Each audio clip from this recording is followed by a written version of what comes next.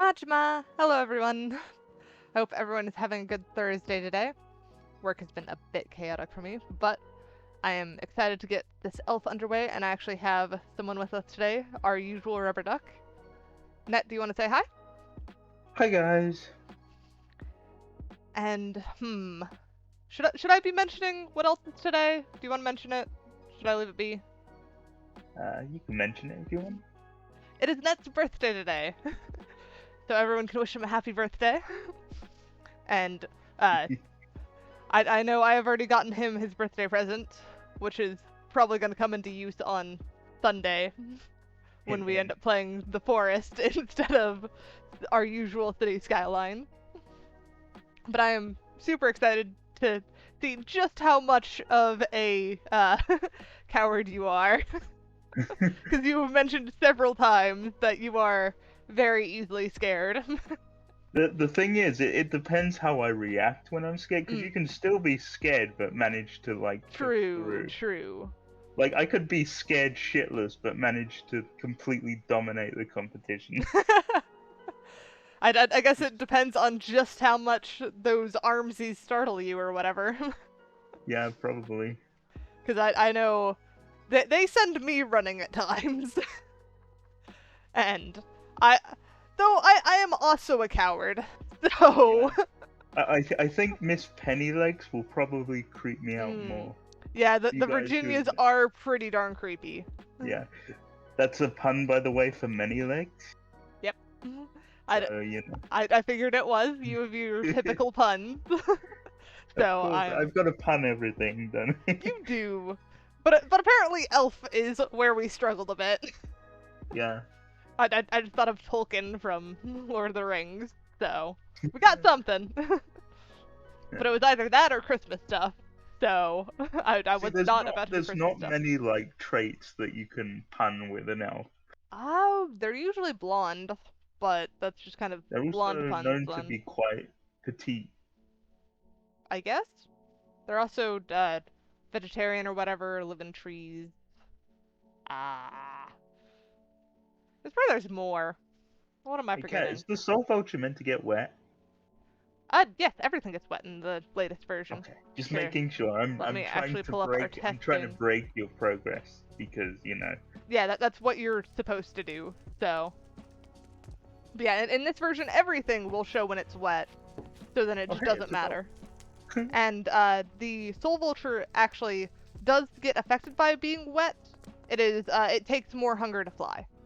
That makes more sense. Yeah, it's supposed to kind of deter you from flying in rain, because I figure that Soul Vultures probably wouldn't like that very much, or any winged creature, because it's gonna be the same effect on any winged creature. I think the only exception is if there's like a what is it? Phoenix.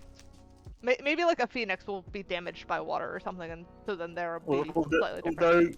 Although there are tridents that can have the water effect, so if... Yeah, you could get a what is it? Riptide? Is that the one? Depth Strider and Riptide. Yeah. I think it's there. So if you get those and fly with those instead of with your normal wings, you're definitely gonna be faster. But I'm counting that as tool assisted. I'm actually curious to actually see the effects of this. If I was flying and using it at the same, how much speed I could just roll. Because you said it remembers your velocity, right? Yeah, that's how elytras work. Like, an elytra is just always going to do that. So if you're falling fast, then start flying, you're gonna maintain that kind of downward speed for a little bit. Though we don't get rain here, because it's Void World. So I don't think it's going to actually do anything. You could try standing in the water. And now I'm gonna get wet. Hehe. I'm gonna go stand over here. It literally doesn't do anything. Yeah, try it in the water puddle. in the pool of water. It's weird that I call that a puddle. This thing. Can you use it? There you go. Hang on, let me try flying first and then kind of I don't think you can fly in water. Oh. I guess you can. If you're already flying. Yeah. You kind of have to, like, dip into the water while flying. But then if you land on the ground, you end up not flying anymore, so it kind of ruins the whole effect and you probably end up killing yourself. Or should I say? Yeah, Soul Vultures are going to have an interesting time with kinetic damage, I think. Yeah, especially if you're me. Yeah. Though I'm actually also excited for the what is it? Goblins. Goblins are on my list now. And they have the climbing ability where they can climb up any like normal block. So like they can just climb up a sheer stone face. Yeah. But they don't have fall damage negation. So anytime they do that, they're just living on the edge. Cause they can climb whatever, but if they mess up and fall off, they're basically dead because they have low health. Although I believe they have a chance to like catch themselves, right? Yeah, because it basically works like ladders.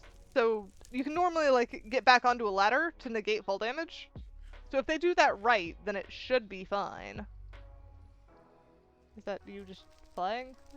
No, that's me just using creative. I'm eating the bananas. Is this rain coming? Yeah, it looks like it is. The clouds expanded and I was like, wait, it does that? Oh. Yeah, let me clear it from 9999999. I mean, I don't really care. Hey, cats need to stay dry, you know? Oh, yeah, we prefer to stay dry. You just won't have your jump boost or whatever when you're wet. So it's whatever works. Oh, umbrella, yes. Hello. Yes, it is an umbrella. Yeah, I'm keeping you dry, cat. That's not how that works. I'm keeping you dry, cat. No. Go. Go fly around or something. How weird does it look to use an umbrella and fly? Actually, yeah, how does that look? Yeah, I'm completely slowed. I'm yeah. Like, It's because it's slow falling. Yeah, it is. I guess it makes a good landing strategy, though. I guess, yeah. If you're you really just Mary bad Poppins at it. Though, really, with landing, you could just do like the barrel roll and you're fine. Wait, how did you stop flying midair? Just double tap space. I'm I've in never had creative, that work so, before. Oh, double tap space because in the creative, yeah, because you go fly. Okay. yeah. I really wish that there was a way to just stop flying in survival. Because if you could just close your wings and drop, that would be great. Yeah, that Give you would be so much more great. control. Wee. Oh, should I stick you to just a cat as well? Both. Because I am both at the moment. Okay, fair. So here, I will give you both so that you can test things. There you go. You are now also a cat. I'm now a phantom cat. No, Silver Ultra Cat. I have not made Phantom yet. True. Because I still need to make Phantom. I am super excited for that one. Because I just still enjoy imagining That's the right. Phantom in PvP. Because Mm. they're going to do, like, extra damage while flying. And I'm probably going to do it where, like, their damage is nerfed while they're on the ground. So they're going to want to be flying. But then, like, I just imagine the tactic of hooking someone with a fishing rod, flying straight up, reeling them in, and then swooping down after them. Because then you have the critical damage that you do while flying, as well as the fall damage that they inevitably take. So, goblins are going to absolutely hate fighting phantoms. Because it is just not their good matchup. Though goblins weren't really built for fighting anyways, they're built to be sneaky. Although you say that, but then they used religiously on like isekai anime and stuff. I mean, yeah, but they're generally the starter enemies. True. And that's all have you watching, checked have you checked the loadout for the goblin on Asuna? No, I have not. I will check it out momentarily. Yeah, because it's basically they can turn invisible while sneaking on stone. So it's basically the elf thing that we're going to be doing today, but on stone. Yeah. They have the cat speed boost and adrenaline boost, so they're faster. And then yeah, that's good. Yeah, and then they can climb anything. So they're basically mobility. And then they get a resistance and fire resistance from full gold armor. So they want the shinies. Have you gone with the strategy better in numbers at all? What do you mean? Like, if they're usually goblins are around in packs, right? Oh, I didn't even think about around that one. in packs. So they might be a good pack creature to have. Like, if there's more goblins around you, you get a bit of a damage boost. Maybe, but And maybe my brain's going to too much anime. yeah, maybe, I don't know, because I haven't heard that much in folklore. It's more in anime that's the case. Yeah, which is interesting, but it's not. I don't know, because I don't know what boost I'd give them, because they're not supposed to be a fighting one. They're supposed to be basically raccoons. Like. In other words, I am a weeb. Well, I am too, so I can't really. Can't really call you out that much for that one. What was that anime? I think it was Goblin King or something like that. I know there was one about hunting goblins. Yeah, where Goblin Slayer. That's what I'm thinking of. Yeah. He was religiously just slaying goblins. Yeah, never watched that one if I'm honest. It's pretty dark. Like, yeah, mega dark. I'm pretty sure I was watching Slime at the time and went, dark isn't really for me. Yeah. I'm talking though then again, I say that, but then like my favorite anime is School Live, which is not like it looks like it's bright. It looks like it. Subversive. Yeah, pretty much. Yeah. But Goblin King is like dark to the point that you probably should never talk about it on stream. Fair enough. There is subject matter that is completely. Yeah, I remember seeing news about that. I know it had kind of the same debacle that Shield Hero did, but was worse than Shield Hero if I recall. It's much worse than Shield Hero. Oh, how does it compare to Redo the Healer? Because that's another one that I would not Oh, Redo elaborate the on Healer in is stream. literally like 6, 7, 8 steps above. Yeah, I figured that was the case. I could not get past episode 3 of Redo the Healer. I just dropped Yeah, off it because I couldn't handle it. I think it was literally made for some kind of creative outlet for some kind of thing that we shall not mention. Yeah, it was definitely like honestly my issue was that I looked at it and went, but why?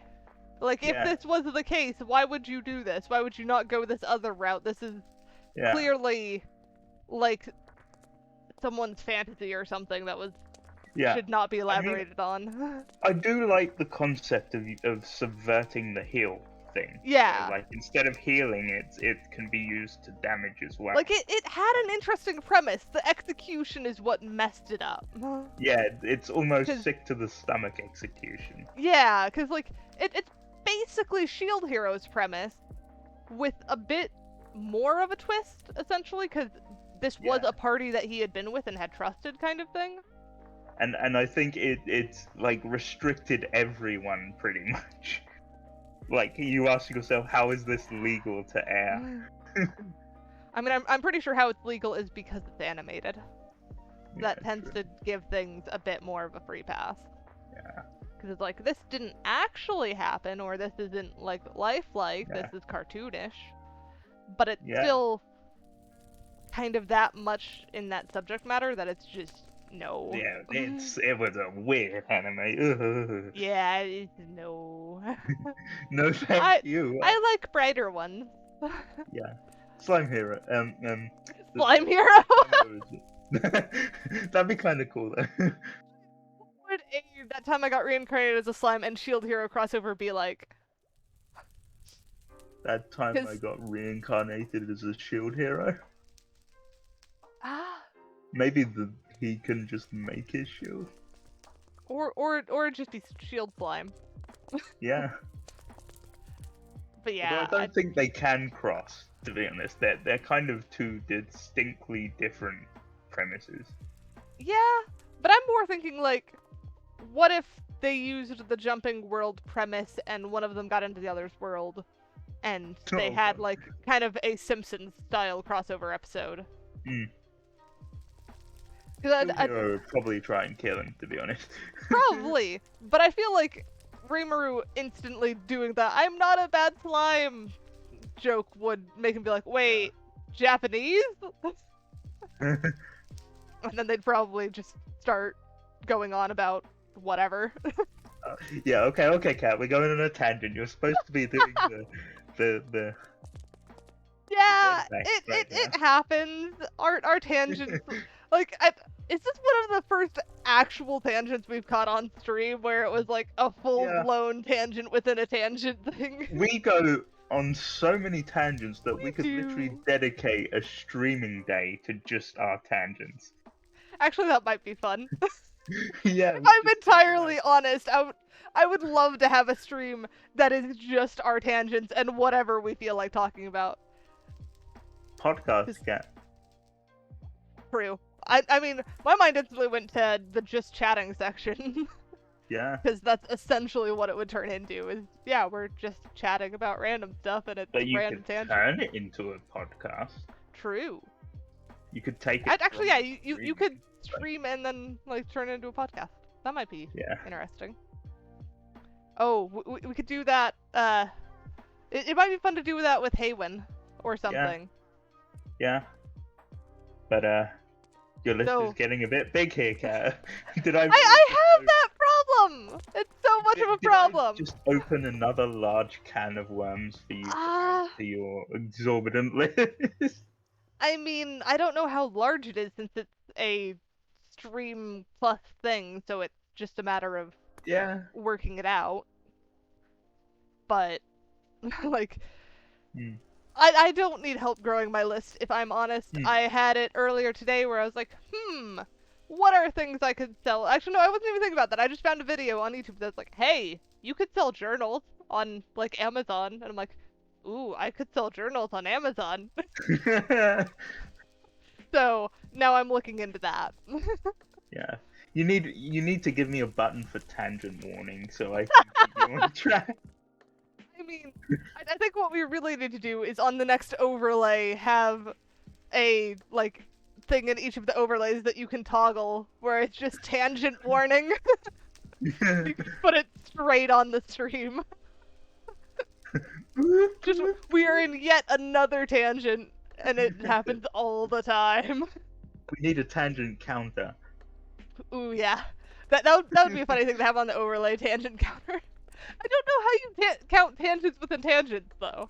'Cause we have so many of those, where we get like 3 diversions deep, and then it's like, wait, what were we talking about?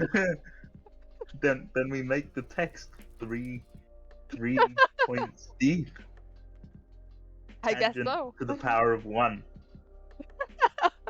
Oh no, we're not gonna start doing tangent squared or whatever, are we? I don't want to have to figure out that kind of math. Cat, we're in the meta. We're on a tangent about tangents. And this is what, the 4th time we've done this at least?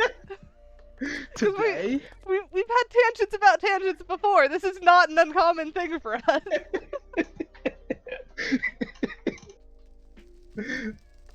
I don't know. Now what were we doing before we went on to a tangent in a tangent? Elf, I need to get started on the elf. Right, the elf. Because good lord. Alright, let's start with the make and remove You're never function. going to get back again. 24 minutes. I'm looking at the counter on the stream. Because luckily the stream has that. So it's elf make MC function, and then we need the elf remove MC function. I still need to figure out how I'm doing the actual ritual on this. Underscore remove. Oh yeah, you've been adding rituals, right? That's what I wanted to do, but I'll be honest, the main thing that's kind of stopping me at the moment is that I don't want to have to do the upkeep on whatever book is going to be running it. Because doing, like, command book things is kind of annoying. True. So, like, I could just have it be where there's some, like, function you run, which is basically what it is right now. Yeah. But I still have to basically do the documentation for that if we ever want to release this to anyone. Yeah. But So the command book is neater and tidier. It is. That's why it's better for the end user, essentially. It's just a pain when what I'm doing. It's a pain. Hey, Spider! On And, it, like, actually, no, this is my usual streaming time. So I'm not early today. I was almost late today, if I'm honest, because work went over by like a half hour, and it was stressing me out. And it was not fun. Because I was... Yeah, no, let's not talk about work. Let's... what were we talking about before that tangent? Elf. No, we were talking about the rituals, weren't we? Oh yeah, the ritual. The ritual book, and yeah. having to set that up, and see, not wanting to another tangent to add to the list. Yes, we need that tangent counter, apparently. It's just gotta happen. I could physically add it to your testing where I'd just be like, okay, 1 more block. Actually, yes, please do that.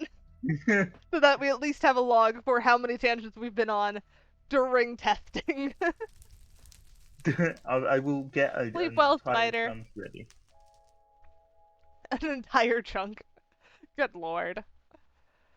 I mean, you'd be surprised.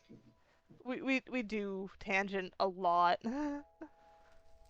Though, I realized that apparently, if we want to do a actual, like, what is it? I'm blanking on the word now.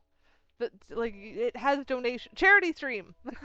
Charity stream. Yes, if I wanted to do, like, a really successful charity stream, then probably all I would need to do is be like, okay, every time we do a tangent, I am donating, like, $10 to this charity, and then get you in a call with me. We would raise so much money doing that. And it would be self-inflicted payment. It would be hilarious. Like we would have had like 2 donations from like the community, and then just everything else is your tangents. What would be hilarious? If with the like community donations, they could give us a prompt to talk about, so they'd try and pick things that we would tangent off of. It would be so weird. But I feel like it could be successful. But that's like way down the line because I am nowhere near the point of doing charity streams. I do not have that kind of following at the moment.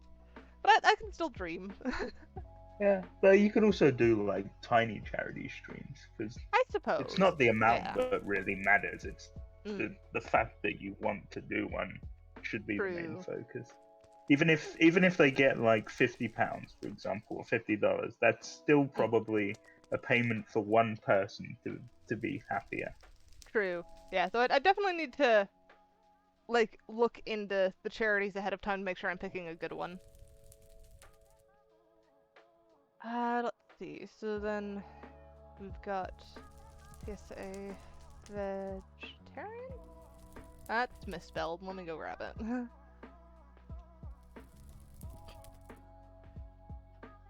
But that is one of the mildly annoying things about Minecraft Datapack.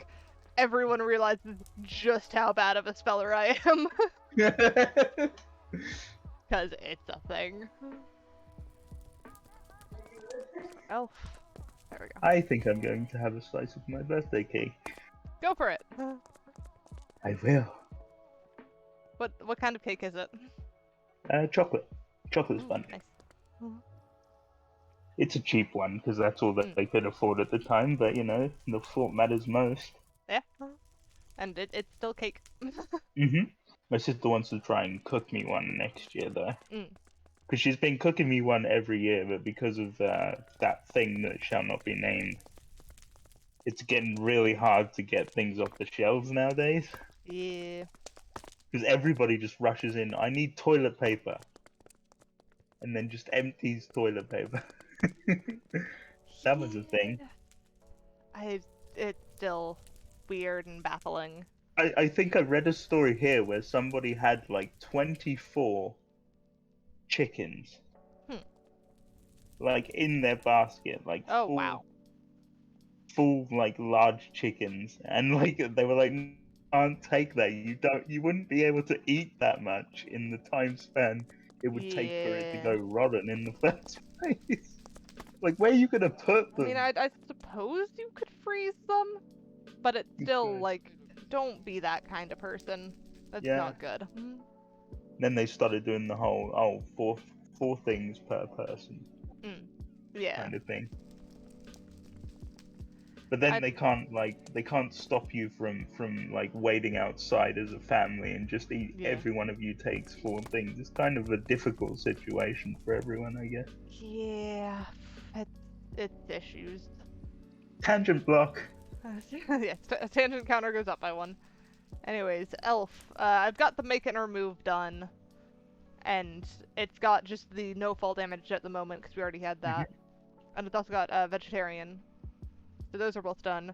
So we've got iron gives poison, regen when standing on a log, and invisible when standing on a log and under trees. Actually no, it's just invisible when crouching on logs and leaves.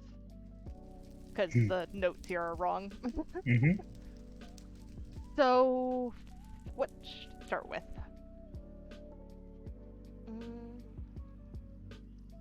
I think...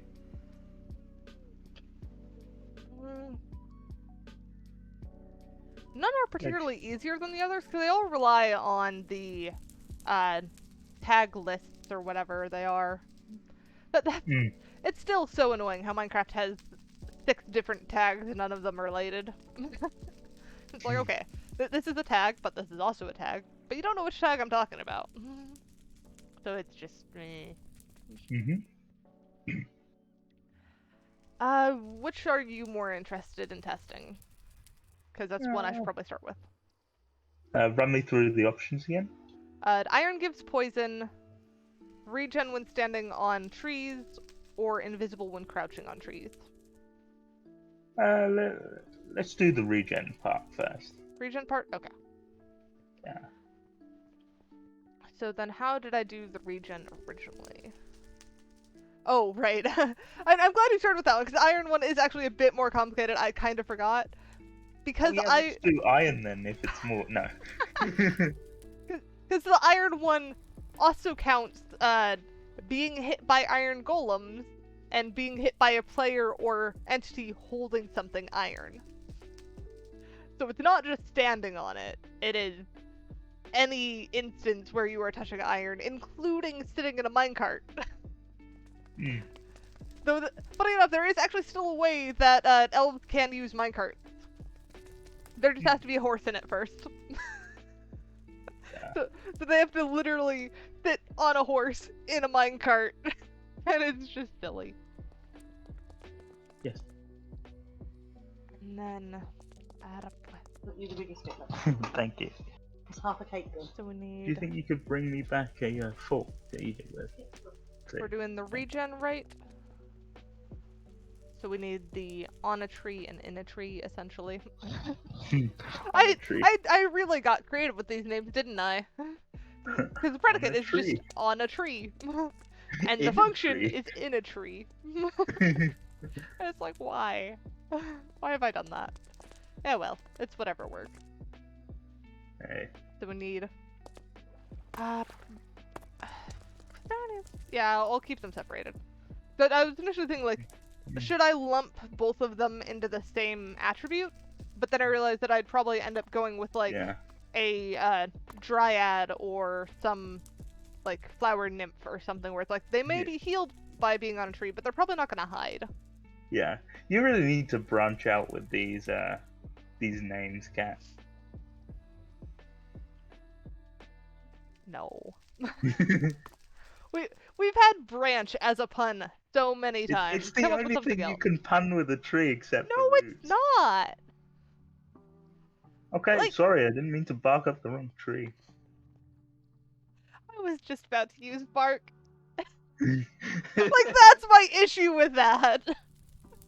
I'm sorry, Kat, I got there first. No. I don't care what you say, it's not much of a crowning achievement. Yeah, I'm sorry. I'm sorry. I take it you did not get that tree pun. Probably not. Yeah, no, the top of the tree is a crown.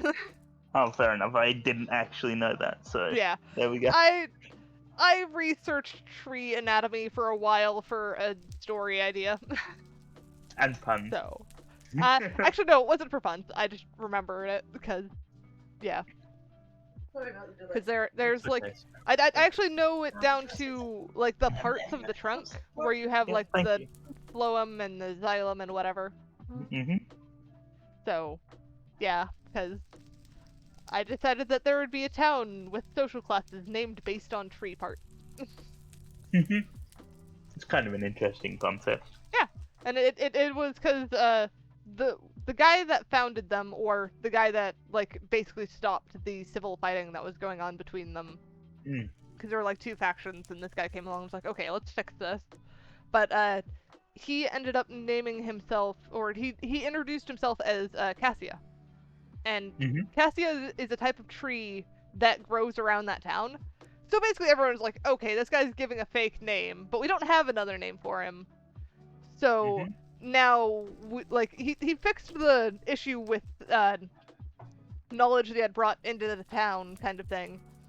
So they're like, okay, we should go on adventures and find more of this outside knowledge. But we're gonna follow in Cassia's footsteps, and any adventurer who goes out from this town needs to use a tree pseudonym instead of their real name. So now you have... Leafy. No, like they need to be types of trees. Like, I think Hazel was the one I picked as the main character. And God, I'd hate to be the one to be named Birch. I think I had one of those. I also had, Larch was one of the other characters. Maple might be a good one. Yeah. I actually forget what I named some of them because I basically put that one on hold for a while. Because it was meant to be like for a series where each book would be in a new location, and you just follow the adventure. But yeah, so it was a bit of an interesting concept. I'm still probably gonna play with it at some point, but I kinda it's weird to get it set right because I wanted the books to be able to be read out of order, but I still wanted character growth, which doesn't add up. So I don't know what I'm doing with it. Yeah, it might be a bit impossible to do it in that sense. Yeah. There's a reason all books follow kind of a similar pattern. It's 'cause it Yeah. works. But then someone comes out of the woodworks, like I came up with a new idea of a book that actually works, and everyone's like, "Wow!" I was trying to come up with something, but I just haven't hit it yet. That's tangent number 2, Cat. Gosh, dang it. So many tangents. But tangents are so much Although fun! I know. I wouldn't call it a tangent, I'd call it a passion more than a tangent, but it's still a tangent. It could be a passionate tangent, it's still a tangent. Yeah, okay, that's going on the tangent list. I literally just added to the tangent list. Wait, hang on. Have you actually, like, I haven't been looking at the Minecraft world. Have you got that? Yep, okay. I'm building a pillar. What is it made out of? It's made Red out of linen? Have Yeah. we actually gone on 3 tangents yet? Yes. Hang on, we need better blocks though. More, but I lost count. We need a block that's actually, like, easier to see the divisions in. Because red linen isn't good enough. Oh, okay. Red linen isn't good enough. Not for me, anyways. How about gold? Yeah, gold. Gold. So there we'll do there, I guess. Yep. This is gonna stretch out into the stratosphere. Yep. I'm betting it will. Because tangents is kind of what we do. It would make a great podcast, though. It would, though. I really like a podcast idea where you just go on tangents. Yeah. We'd essentially need some kind of overarching thing, but it'd basically just be the jumping off point for whatever tangent. It would probably be disguised as a debate thing, because our tangents are basically opinions. I guess, but we don't tend to debate that much. We tend to agree on a lot, which is honestly a bit weird. Like, maybe we go on a tangent and then we... Have we ever fought about anything? No. Yeah, like I don't remember a fight that we've ever had. It might be a thing where we go on a tangent and then we say we do kind of parts that are to do with the recent tangent that we just went on. Like Maybe? if we're talking about anime, then we do kind of. Or it kind of reminds me of the Wikipedia game thing where you pick one subject and then you have to try and go through hyperlinks until you reach the other subject. So we could say, like, we could get 2 suggestions from chat or something, one for where to start and one for where to end up, and we have to end up there naturally. We can't just make some weird jump. That would be an interesting premise, I think. Of just Indeed it would. can you tangent enough until you get to that point? Yep, and that's number 4, Cat. Lord. We do it too much. Focus on the work at hand, damn it.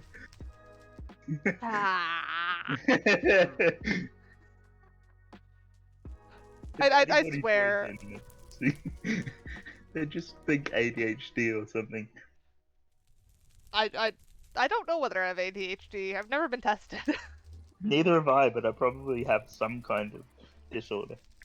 I mean, I've always just counted myself as weird. So, I don't know. I could be. I would have no idea. Imagine if weird became an actual diagnosis. I feel like it kind of can be. It's just because it's and essentially with those like medical diagnosis stuff, they don't really diagnose it if it's a disorder.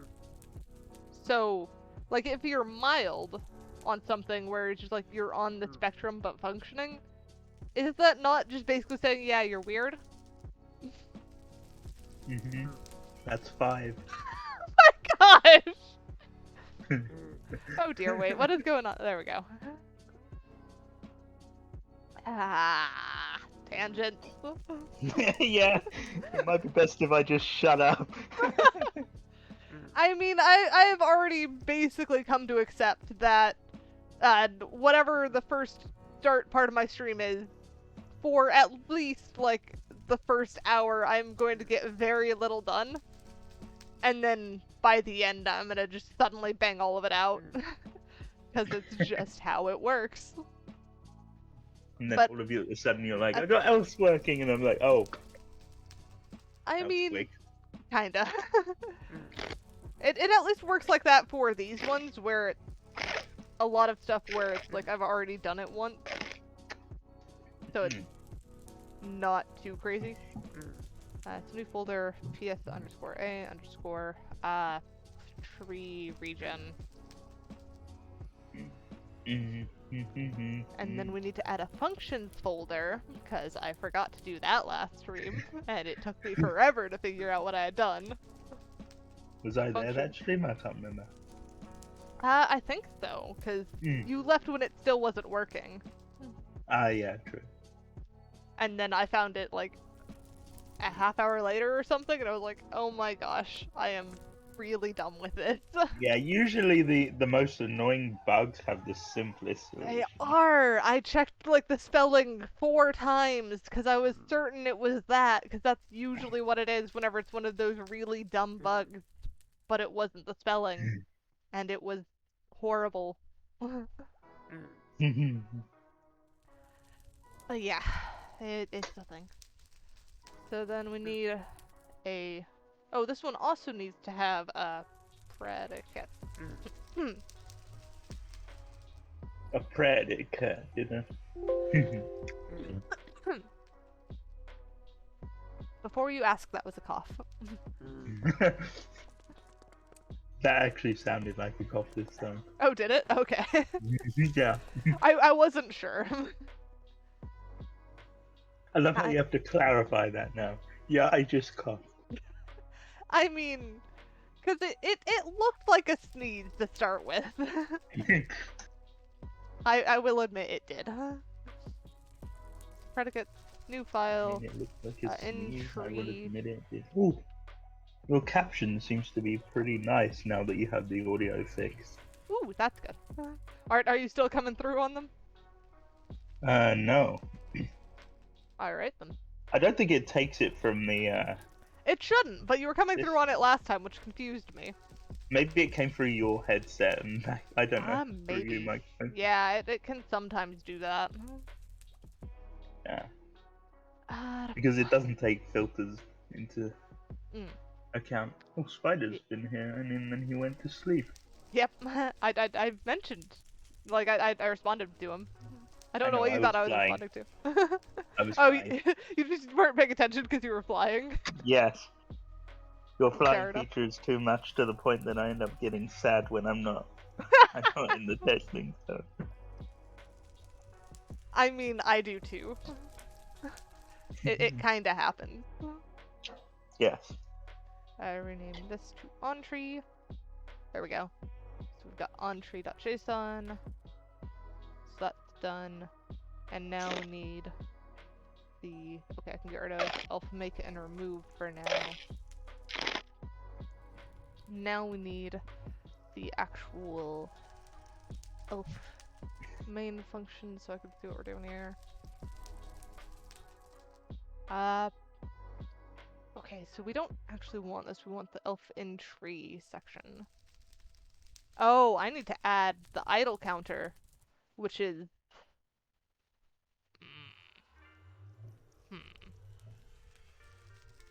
How to do this? Because essentially... that idle counter is kind of annoying, because it's basically just a counter that you have to tick up every tick, and then after a certain point, you're just like, okay, if it's greater than this, they're idle. Which means that if they're in it's a menu or typing or something, it'll count them as idle. Mhm.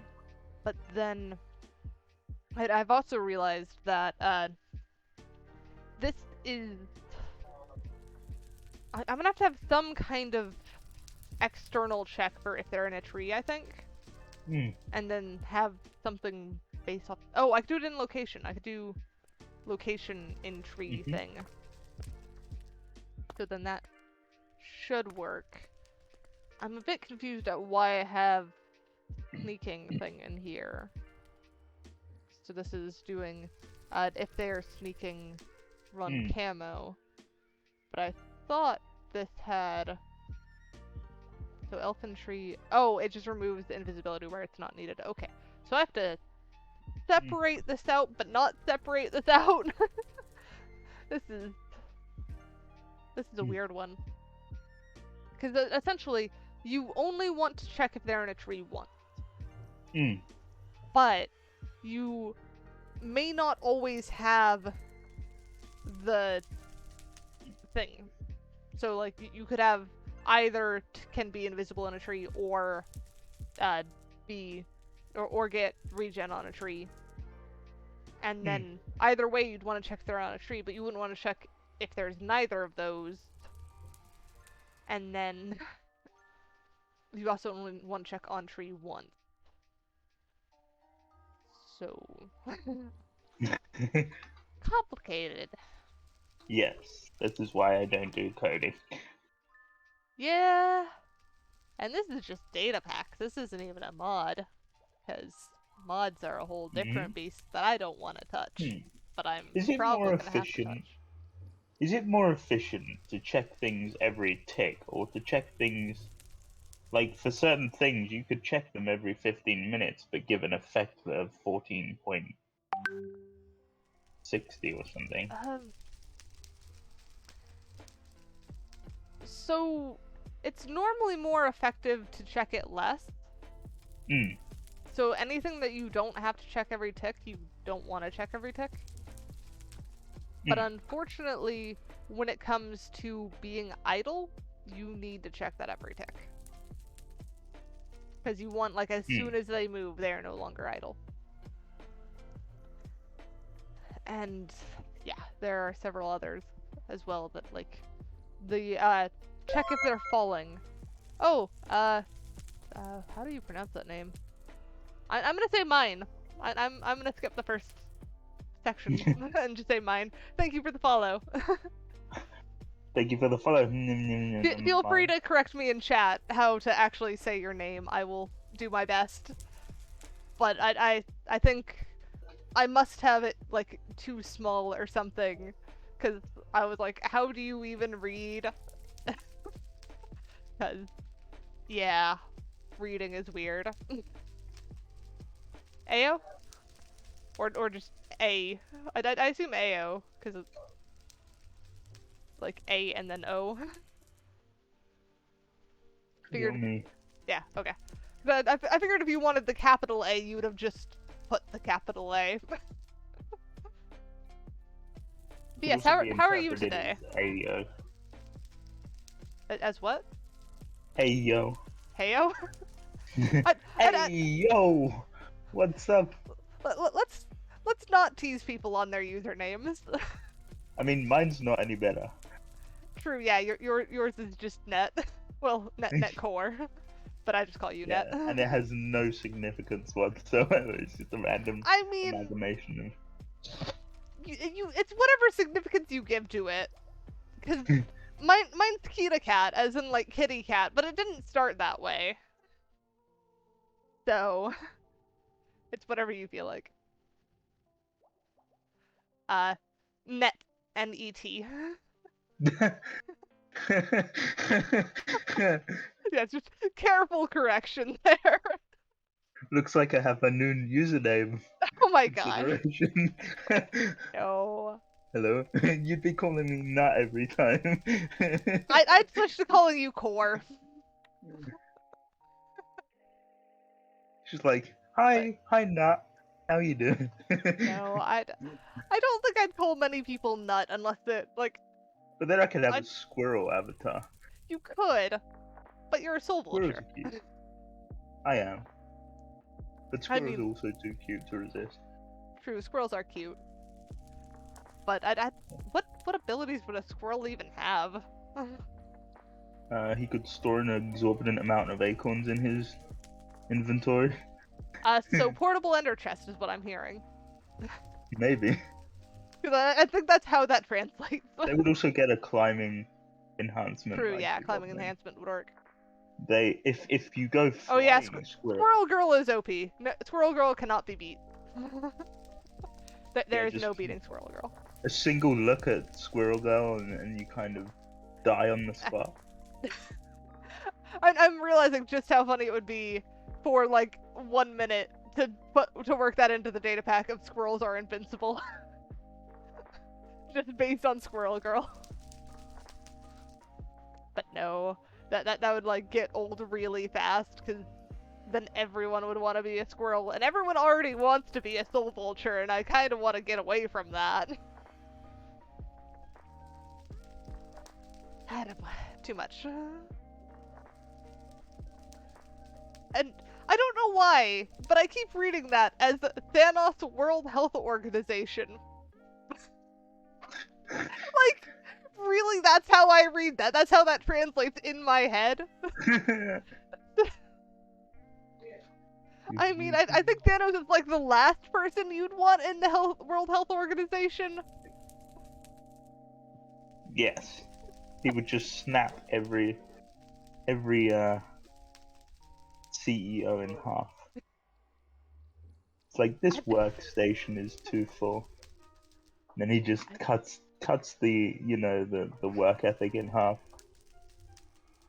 You're saying cut things in half. That's not quite how that works. I mean, if it's disappeared, what's the difference? But like specifically work ethic, that's not people. That's just their motivation to work. Hey, maybe he's changed. Maybe he's just So affecting. he's literally just there stealing people's motivation. Maybe.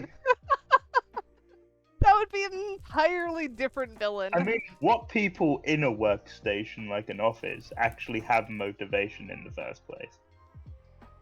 Good point. I work in an office. I could agree with that statement. It's weird. So, what number of tangents are we on now? Because I don't know how many tangents that was. That was about, I would say, easy 2. Yeah, at least 2 on that. Because that is... That was a tangent about the World Health Organization, and about Thanos, and Squirrel... Yeah, at least 3, because we had Squirrel Girl, Yeah. Thanos, World Health Organization. My name being not cool. I mean, that wasn't really a tangent. This one is, though. But I'm not going to include it I because can't it's too- argue that. I can't.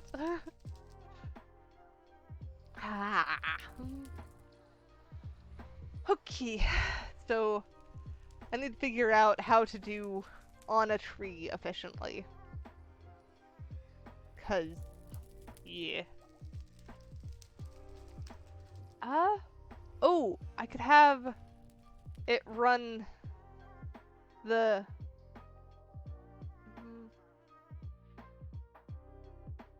Because on a tree's a predicate. That's super easy, actually. Like, I probably wouldn't be that bad about checking that twice. Or no, I could just have it in location. I could pick something in location and be like, okay, if they're on a tree, it's this. So let's actually copy this on a tree into common location. There we go. And then we can get rid of the predicates folder here. Move to recycle bin. And then we need to add a function for inTree, which is basically just going to run whenever the onTree thing runs. So we'll do a new file on tree.mc function. Okay. And then this is basically just going to execute as at s that has the score of whatever run function ps underscore a underscore tree, what was it, tree regen? Yeah, tree underscore regen colon tree regen is, I guess, what we're gonna call that. Save that, and then in our tree regen functions we will add a file called tree regen. How many is And I that need to tree now? actually- Huh? How many is that tree now? No. Okay, that might have been a bit of a stretch. Yeah, that one was a stretch. Yeah, I'll leave it alone.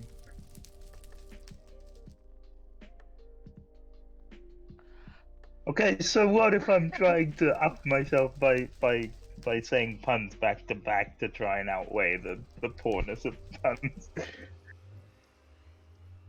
It It's is bad. It's like having a bad meal, but adding more bad meals on top of it to try and fill out. It's honestly like you're twigging out here.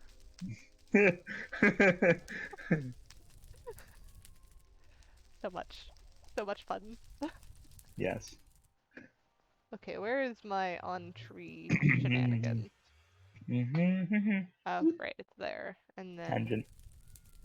that's not a tangent. We are not counting puns as tangents. I could have a pun counter too. Yeah, go with a pun counter. How many Pun puns have I counter. said this time? I don't know. You're Just starting one. it now. Yes, ma'am. Or yes, mother. God damn. And then See, I need another gridded bar. so we need the init, which is somewhere. The init. Init. Because we need Initiate. to add the scoreboard for the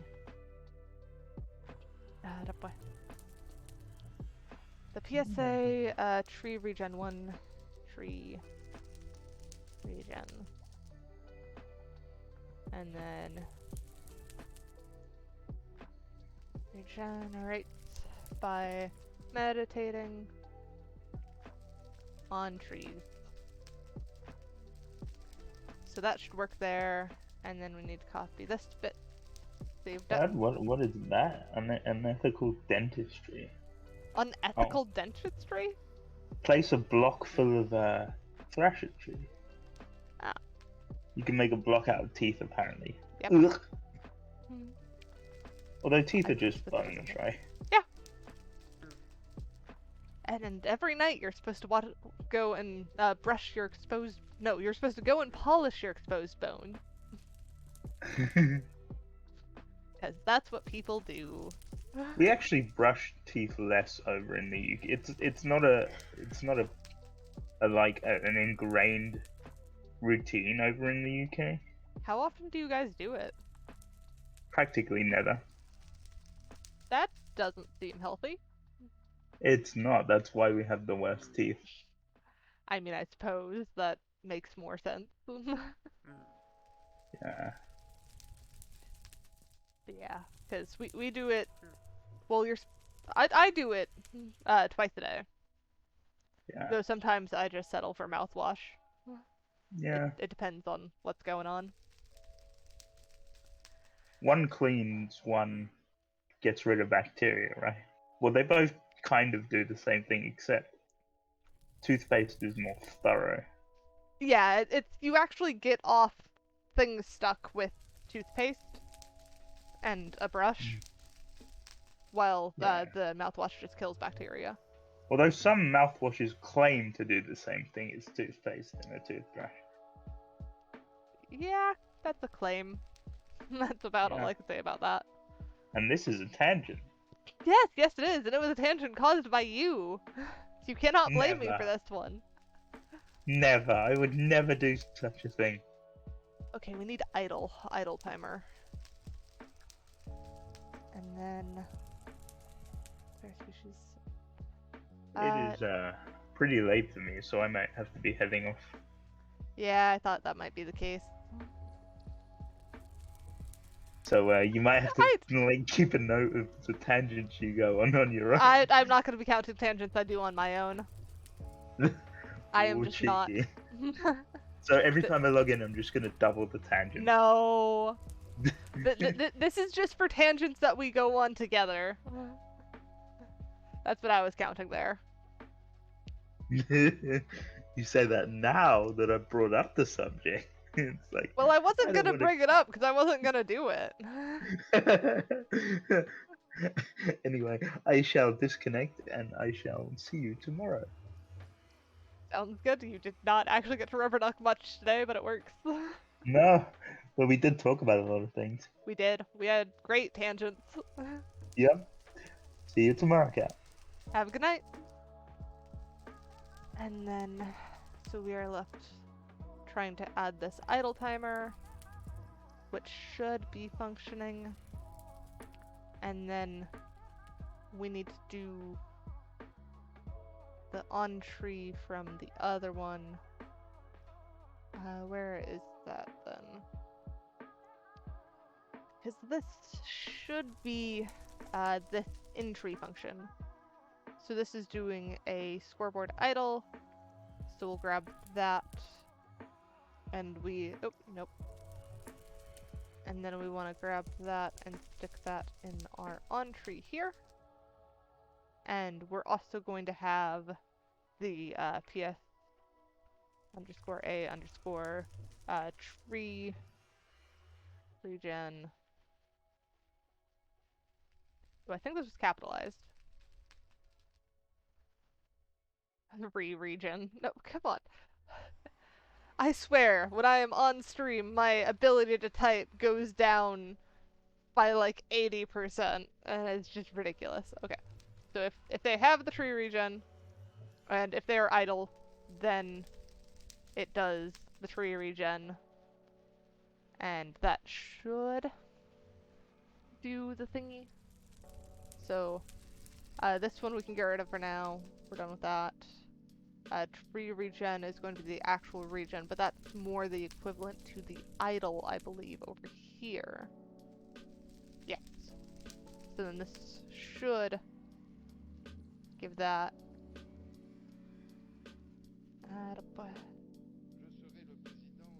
Oh, I forgot to add MC functions to that. Tree regen.mc functions. Is it singular? Did I fudge? I fudged because it's singular. Of course I did. This is why you check your spelling. There we go. So now that's happy. So then that's going to run like that. And then we mainly have to check if we've got that removal correct. So if we go to our common effects functions, we should see a update effect here. So then if we grab this, does this have saturation and whatnot? It does not seem to. Let's go check our other one and see if it's on the main one. So effects. Where is the update? Oh, is it under common? Have I fudged and put it under common? Although this doesn't even have saturation and whatnot. So we're probably gonna need to pull those. But first off, let's look at our update effects, this one. Is this handling? Okay, so there's saturation.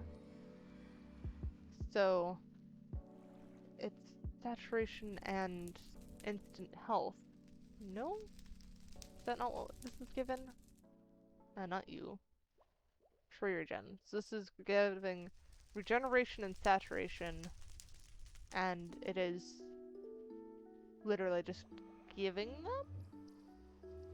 Okay, so this is doing a, if the player is, or has less health than their max health, run the effect. And this one is just doing saturation if their hunger is 19 or less. So if they're at all hungry, give them saturation. And this is level 1.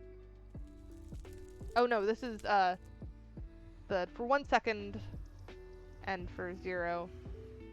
So that should be fine. So that actually doesn't need anything else. And oh, but this does need. Does this have the predicate for it? Saturation, regeneration, good. So we're good on those, but this needs to be PS common effect. Because this is part of our common renaming thing. So save that, that's good. And then, so if that's fine, then we've got on tree, which should run for that. And then, how do we run this as an OR is our main thing right now. Because we've got that weird shenanigans with this where it doesn't. Oh, we could do execute if, and then that. Oh, but so if you do execute if, then that's still an and. I suppose we could do unless. So we could do an execute unless both of them are 0. Then that would cover either one, the other, or both. So yeah, that'll work. We'll do a execute unless both of those are 0. And then that should do it so that if either of them are true or both of them are true, it still runs. So then...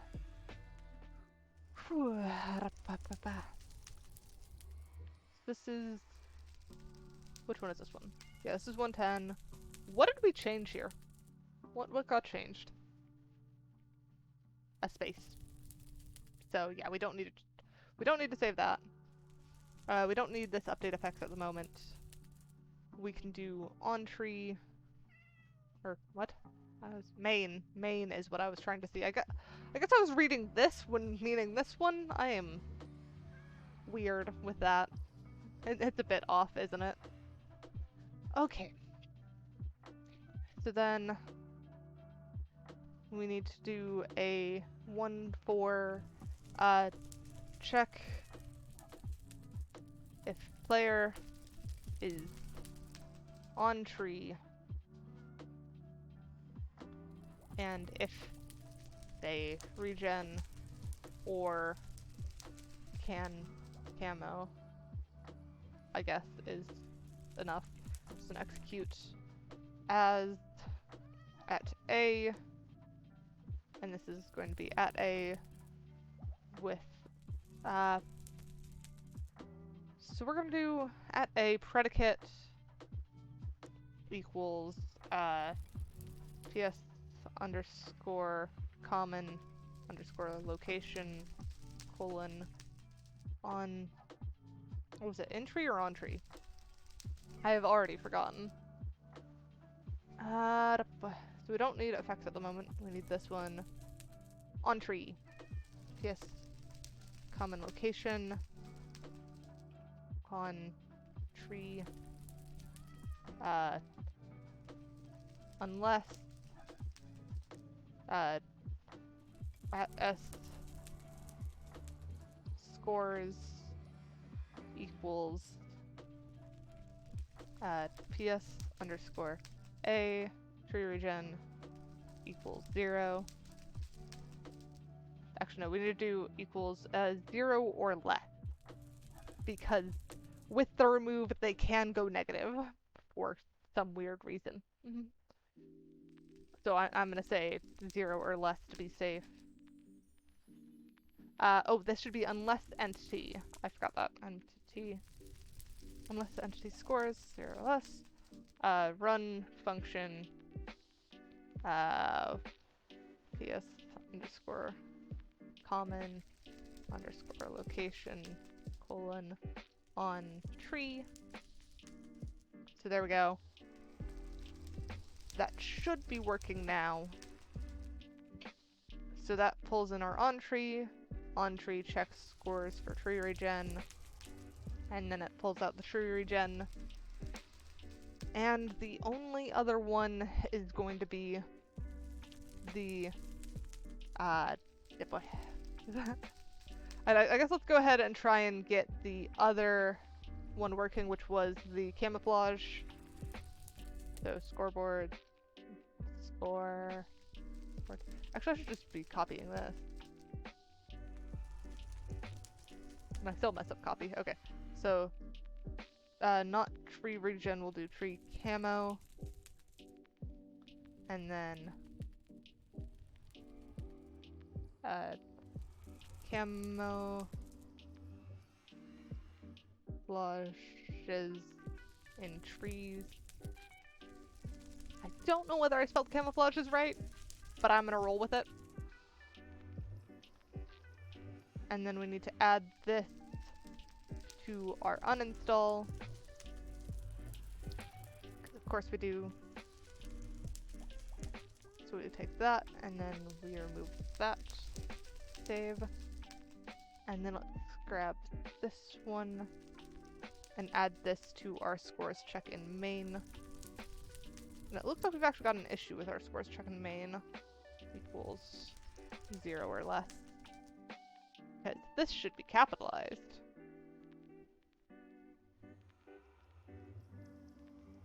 There we go. Yes. Let's actually, to be on the extra safe side, go ahead and copy that there and then paste that there. So save that. This one also has that issue, save that there. And then this one, we will copy, and then we'll do execute as @s scores equals 1 or more. Run function ps underscore a underscore tree camo tree camo. Okay, so now we just need to go make that tree camo function. And then we should hopefully be done with our little tree setup. Because this shouldn't be too complicated, honestly. This should be pretty average, if I'm honest. Oh, that we still have to handle the actual removing invisibility, because that's the main thing that we ran in, or that at least I ran into on this one, and why I needed this extra remove invisibility when not needed. Because it's basically checking, are they camouflaged, and if they are, like, unless they're an elf on a tree, and unless they're sneaking, remove it. So we need to add that to the actual, what is it? The effects handler, the whatever I named that function. That very specific random function. And then we have a bit dizzy. Okay. So I guess let's start with just the on tree bit first. So in tree just pulls camo. Camo is this, which should just be running the effects invisibility give shenanigans. Why did I not just do the it gives invisibility every time, is now what I'm curious about. Because it's already running the, it's running the particle every time. And it's running that check every time. So I don't think giving an effect is really going to be all that intensive. I don't know. Let's first go make the actual folder for this. So this is going to be ps underscore a underscore tree underscore camo, and then we need the functions folder, and then this is going to be New folder. Oh, not folder. New file.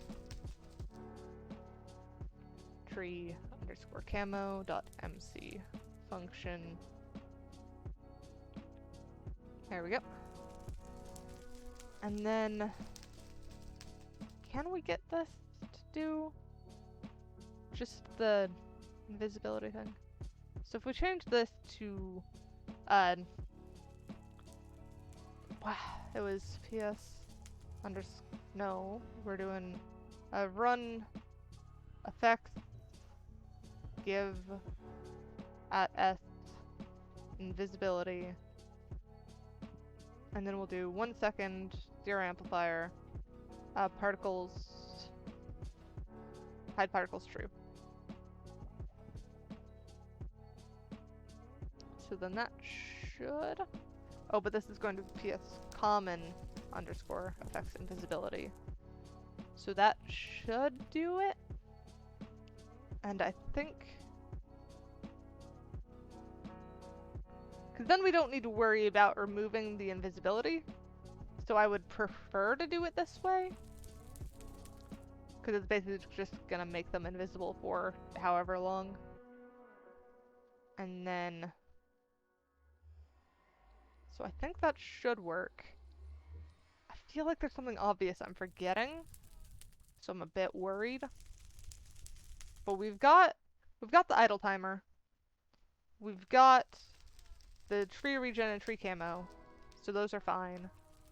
We've got the on tree in location functioning alright. And we've got our predicate for on tree first. So it checks if they're on tree, and it does it unless they are not a tree camo or tree regen. So that should be functional. Let us go ahead and update things.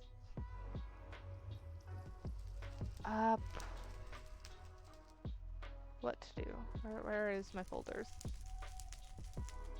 I have misplaced them apparently again.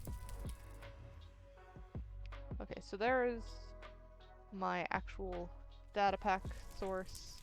Let me pull up the actual folder for my save and such. If it's gonna pull it up. There it is. Okay.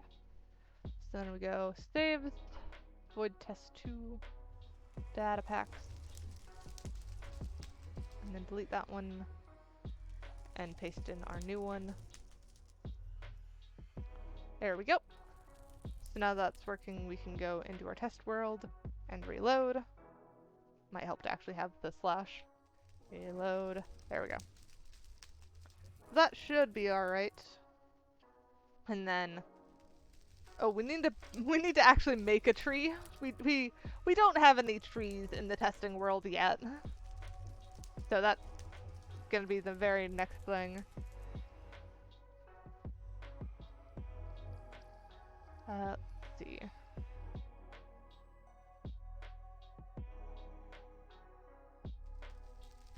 How long is it gonna take to actually do the reload?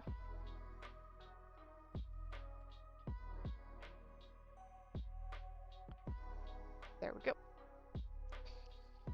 So that's... Sorry, I was doing something off camera for a sec. There we go, now it's reloaded. Okay. I kind of realized that I forgot to stick that in the elf make and remove. Oh, dang it, I got myself wet. Get out of there. Ah, wet.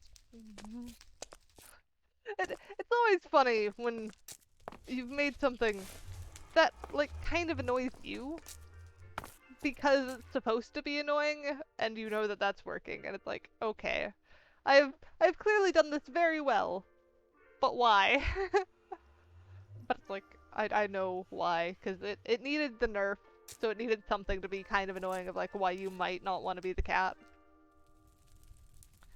So anyways, let's do tree first. Let's make a tree. So let's grab leaves, and this should be any kind of leaf, if I am correct. So let's grab one of the modded ones, and then one of the Minecraft ones, and then let's do, like, modded one, Minecraft one, and then let's do the same with logs. So let's grab normal Minecraft log and then some modded log. And both of these should be in my list of trees, if I am correct. So these should both count. I think the only ones that were excluded when it came to elves were the, like, nether ones. Because I figure those aren't quite trees. At least not in elf eyes. So I figured that would work. Let's do scoreboard, players, add, the cat. Where is it? It was tree something or other. Let's start with tree camo, add one, and then let's also do regen at the same time, and then let's do game mode survival. Okay, I have a tiny amount of health. So this is the amount of health that you have when you are both a soul vulture and a cat. Because both of them drop health. Though it is specifically coded in the thing that if you get down to like half a heart, it's just no, you don't drop any further than that. Because you have to be able to at least survive. So if I... Oh, I am apparently going invisible right now, which is weird. I think this is probably why I did it that way. I guess? That's some weird shader shenanigans. But at least it is detecting all of these as trees. Because all of these are doing the thing. It's just not doing the invisibility fast enough. Though I could probably fix it by just setting it to 2 seconds. And then you just get an extra second of camouflage. Which I guess I'll be fine with, because you basically get that anyways, I noticed when I was playing around on it. Though I wonder why... I can't tell if this is just... Oh, though it's also only supposed to be when you're sneaking. Oh, I forgot the sneaking check, that would be why. That would do it. So I need to up it, and I need to do the sneaking check. But why it's not doing the regen is the question. Why is it? Let's go set. There we go. Okay. So indeed, if you're that, I don't know why. What is my scoreboard? Scoreboard objectives set display sidebar ps_idle. Huh. Oh. I don't have an idle counter. I have declared an idle counter, but I have not touched the idle counter and set the idle counter for anyone. So that would do it. That would indeed be why it's not regenning anything. So then let's do game mode, creative, just so that I can idle here and not care. Let's actually set it like that. And then, so first things first, let us change lettuce. I don't know why my mind just went instantly to lettuce as like the vegetable. Why am I don't get it, but alright. Okay, so score is that predicate equals ps_ common.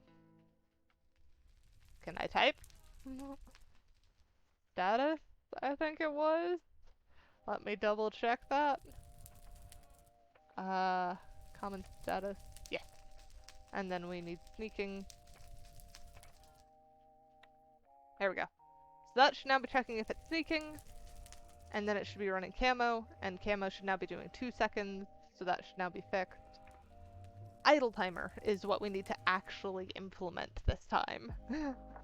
Because if we don't have that, then the meditation isn't actually meditation. I don't know what it is if it's not that, but it's a thing. So we're gonna make it an actual thing instead of whatever it currently is. And I don't know if that came across alright. I feel like I'm just kind of rambling to myself now, but I'm happy to do it. So it's basically how I code this thing at this point. But now the question of where the frick was the idle counter in this? Here it is. Calculate idle time.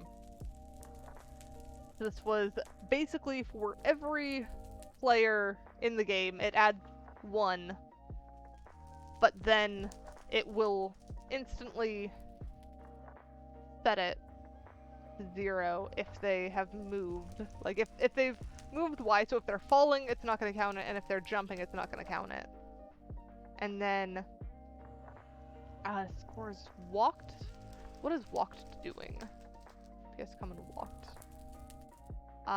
So walk is. What was I using walk for? What is this walked? I haven't touched walked yet. So why do I have a walk? I am confused.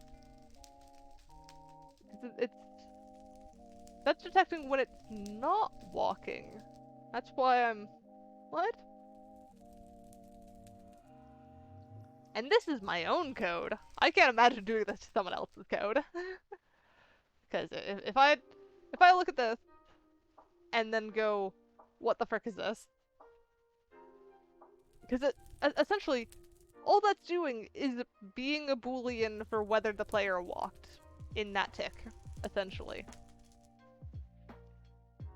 Because that's a scoreboard based on the centimeters walked ticker thing. So then you've got the predicate for are they sprinting, you've got the predicate for are they walking, and then so that does beg the question, can it detect crawling? Because crawling is a modded thing in this. Oh, I have my thing up on the wrong one. There we go. That should help. Do I really? I'm trying to think if there's like a better way of doing this.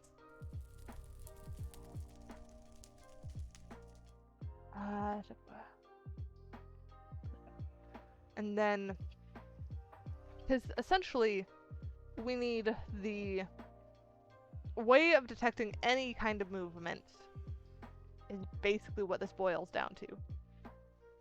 Oh! Could I just do this by detecting... Because I'm already detecting where the player is looking in terms of Y level. So would it be more efficient to run off that? Because my assumption is that if the player is moving around, they're probably also looking around. Though, I suppose that probably I'd want to check that alongside these other ones, because they could be moving, they could be walking, they could be sprinting, or they could just be looking around. So I might want to do any of them, but I feel like there still has to be some more efficient way of just determining if a player is standing still. Because that's basically what I'm trying to determine is the player idle? But I don't know how to do that other than this. So I guess we're gonna have to stick with what I know. And we'll add the detect Y, like, Y direction they're looking. So that's gonna add a whole nother thing to this, which is gonna be weird. But I guess let's add the PS walked first, because that's the thing. So if we go to the init here and find walked, this one, PS walk, and then we should already have this Y movement because we used that for the no fall damage. So that should already exist. And does it? Yes, it does. Why is... going on, because we've got. Let me move these closer together. There we go. So where is? Because we've got kills in this, recent kills, and we've got hunger and heart. Oh, those are up higher. So we've just decided to do it out of order on this, I guess. Which I guess works. It's fine. So we'll add a walk here. And then we will need to add this to our uninstall. Save that there, and that's added under Y move. So we can get rid of that, because we don't need that anymore. We do need our uninstall function, which is over here. Y move. That there. And then add the actual remove bit. There we go. So that should have that added. And then I'm gonna leave that open for now. This should be fine. And it looks like the elf thing is already gone, so we need to, or what was it? What was it, the elf? No, it was something else. What were we looking at? What was our reference for this? It was the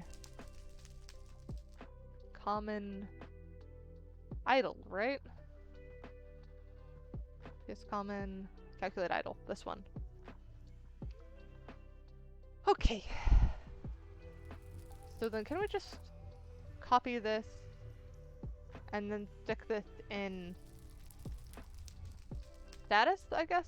PS common status will probably work. So let's paste that there. And then PS common status there. And then we'll do PS common status there as well. And we'll move walked into here. PS idle we have. Y move we have. PS walk we have. Now we just need to get that walked and move it into here. So copy this walked into our common status functions, paste. That should be efficient, or sufficient. And then we just need to add the additional check for if the player looked in a new direction, which is a bit more complicated because right now we're only recording where the player is currently looking, which doesn't say much about where they looked previously, which means we're not detecting a change. So I suppose, do we want it to be you have to not look around? Because it's meditation is what I'm trying to view it as. So you can't do it when you're running around. You can't be moving and whatever. So I think if we're doing that, then I like the idea of like you have to stare off into space or focus on one thing where it's like you're focusing on yourself and not being drawn in by whatever's around you. So at least, like, story-wise, it makes sense for why you shouldn't be able to look around. Doing that code-wise, on the other hand, is a bit more intensive, is the thing. So we don't want this. That should be fine. So let's look at how we're doing this. So we're essentially going to need a so we've got the angle. Now we need pose look y underscore old. So then looked y angle, and then add a pose look change. So save that. So then let's copy these and go to our uninstall and then put that here. There we go. So then if we go to wherever we've got where we're looking, which I've honestly forgotten. Ah, it should be here. Common location, yes. So this stores that. So we essentially want to execute as at s, run scoreboard,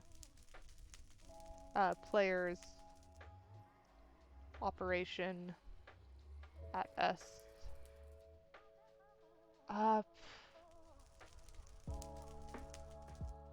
equals, wait, no, because this should be objective equals, so this should be ps underscore common, no, psa, no, what did I name this? I've already forgotten what I've named this.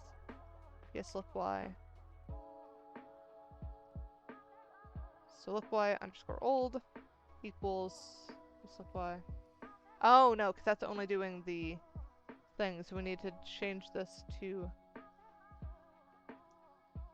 store result. Maybe? How have I done this? I know I've done this somewhere else. This one. Oh, that's what I messed up. Okay. So it's like this. You need the at s as well. So if we undo that and then change this to at s. So now there one is that one's that, and then execute as at s. Do we actually need the old? Because we just need to have the holder, no? Where is my... Oh, dang it.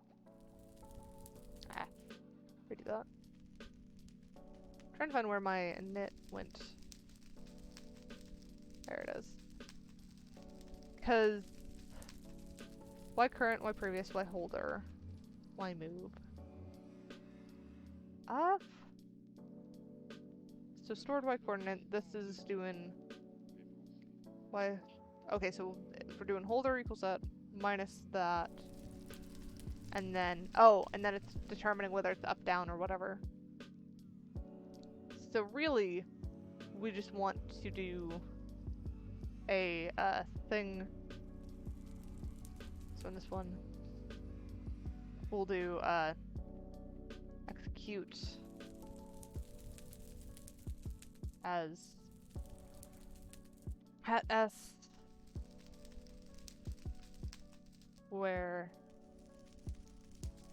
because essentially I'm trying to think of some way of limiting when this runs, because it is going to run for everyone, so it is going to be a bit intensive.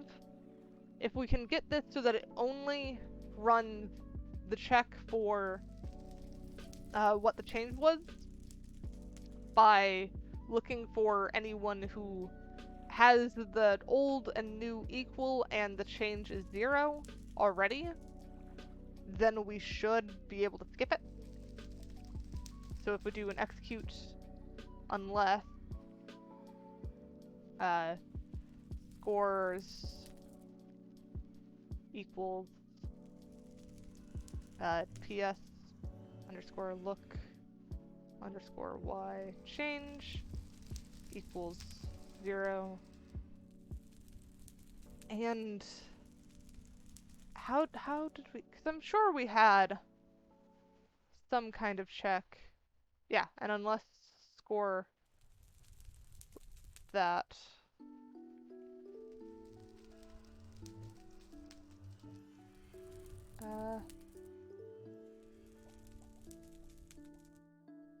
what is going on here? Unless scores, because that is how you do that, right? Why is that? No, because that is correct. What are you unhappy about? Oh, unless entity that, then unless the score of y old equals y look. So then if either of those is untrue, then it's going to run run function change no, we're gonna do ps underscore common underscore location colon change underscore y underscore angle. So save that. So then we'll copy that and then add a new file here. Change y angle.mc function. There we go. And then we basically need to do our math. So we're going to do basically this bit, but with our y look things. So let's grab look y, and we'll do look y there. We'll do old first, and then this one should be look y change. Come on. There we go. So then the change is now going to be the old minus the new, which should be accurate. And this should only run when the change is not already 0 and the look does not equal old. So if they're just sitting there idle, it's not going to keep running for them, but if they're looking around, it is going to detect when it has changed. So then we now need to take this stored y angle and go back to our calculate idle time and add a check for are they looking around. So if we do execute as this thing scores that equals 1 or more, actually no, equals, we should be able to do a not equals 0 here, which it would be ideal. So scores not equal, I think, nope, equals not 0. Execute unless entity. There we go. So unless that changes, run, and then we'll do the scoreboard set idle 0. So that should work. And then I think, just because I can, I'm going to reorder these. So then this is basically going to be if they're jumping or falling, if they're sprinting, if they're walking, or if they're just looking around. It's still not going to work. So I think, in theory, we've got that. So let's go ahead and update our data pack and give it a test. So then if I delete the old data pack and paste in the new one. Come on. There we go. So that's done. Now let's switch back to our testing world and do reload. And there's just a random zombie piglin over there. I knew he wandered over out of that portal because I heard him, but no point in trying to kill him just yet. Because he's not hurting anyone. Oh, I still forgot to add the thingy to the elf make and elf remove, but we can do that next, along with the actual iron allergy that elves have. I think that's how I'll phrase that. I mean, how else do you describe how elves are poisoned by iron? I still don't entirely get why they are, but it's a thing. Hang on, let me do game mode survival. Alright, so then if I stand on this one, I should still have idle timer as my sidebar. So why is it not doing that. Scoreboard. Hang on, 'cause that should be... Like, it should set it to 0 whenever I'm not idle. So, as soon as I have moved from my initial spot, it should be working. Let's test the invisibility thing. I saw something for a sec. I don't know what's going on with this now.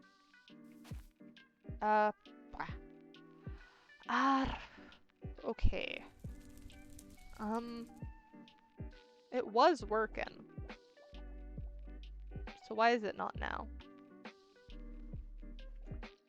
I'm not sure whether it's not detecting us sneaking or if there's something else going on. 'Cause it should be doing the idle. Here, let's do scoreboard, players, set, key to cat, ps_idle as 1. So I'm looking around, jump in. Something's not going right with that calculate idle thing. And then what's another thing that I need to test? Because it's still... I don't know what bit the thingy is messing up on. It's that weird... So it looks like this isn't even running, essentially. Oh! I never called it in main, didn't I? Alright, where are we calculating that? So this is doing the update stored crouch.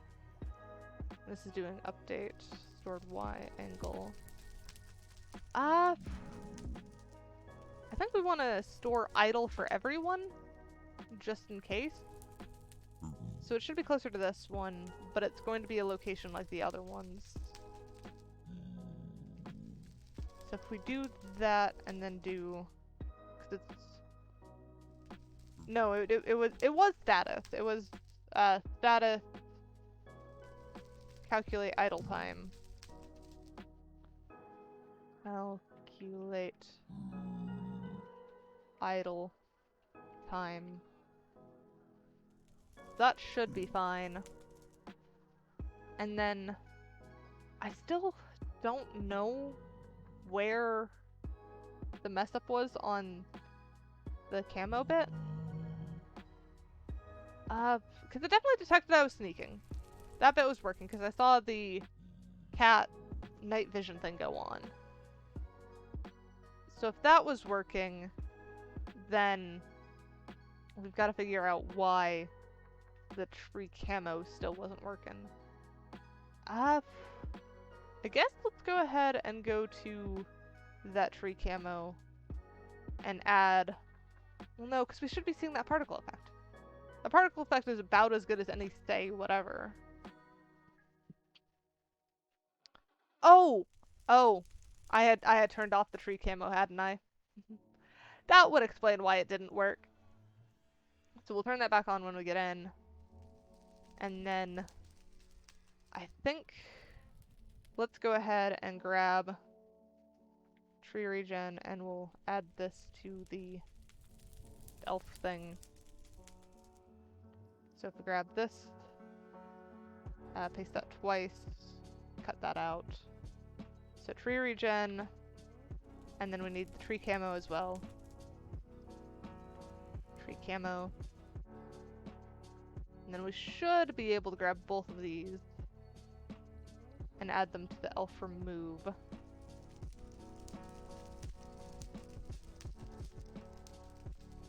So remove both of those bits and then change add to remove here. There we go. Okay. So then the main bit now is actually just testing it, I think. Because we got the idle in the main function and we've got the what is it? the camo we just didn't set. So we should be able to update this in our data pack thing. And then hopefully get this running. So we'll paste that there. And then go back here and do reload. Actually, no, before we do reload, let's do tag key to cat, remove. Why am I friendly? What? I need to double check that later. Because I shouldn't have friendly. Maybe it's because I had net as a cat earlier. I don't know why it stuck friendly on me, if I'm honest. So then we'll do scoreboard, players, reset, add reset, key to cat. That should reset all of those. And then we'll do effects, clear, key to cat. Okay, so we are now back to a Minecraft human. And then we need to do reload. And then we'll do the elf make function, which should give us all of the elf bells and whistles, including the invisibility on trees, as well as the, what is it? I'm already forgetting. Regen. The tree regen. Yes, I have made this. I know, it's special. I just can't remember what I've done half the time, and it's so weird. I'm just gonna brain it on blame fog. Blame it on brain fog. Good lord. Just swapped some letters there. Okay.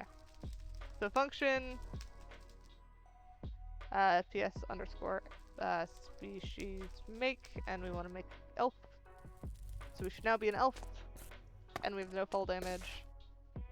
We've got the invisibility, and this is less intrusive, and how someone is actually... Yeah, so this is all free. And what's funny is, with the one elf that we actually have on the server, they use this to determine that when they're on a tree and not. So I'm just gonna leave this in, because it's generally not too much in the way. So let's do this and take our hands off the keyboard and see if we start getting stuff back. So let me do scoreboard, objectives, set display, sidebar, ps underscore idle. It's already set as that. Why is it not still going up? Up. Okay. Let's do scoreboard, players, set, key to cat, ps idle as 1. Not going up, not going down. So it's still not calculating for some reason. I'm not sure why. But we've at least got the invisibility working. So we've finished one of the two. And I think invisibility was the one that we started on after. But it's whatever. So let's see if we can track down why this is not working. Because it's this PS idle thing that's still not working. Which I thought we would have had by now. Because we've got it in the main function, no? We've got calculate idle time. Actually, let's try that. Let's try, back in our testing world. Function, come on, function, ps underscore a underscore status. Do we not have status? Oh no, it's ps underscore common underscore status. Calculate idle time. Okay. Why did it drop it down to 0 though? Because we're looking. We're doing fine. This should be picking it up. Because we're not moving. Okay. Issues. One issue at a time. Let's first see if we can get this running on its own instead of us running it. Because it's apparently not running on its own. Common stat. Oh. It might help to spell the darn function correctly. Just, that is my usual issue.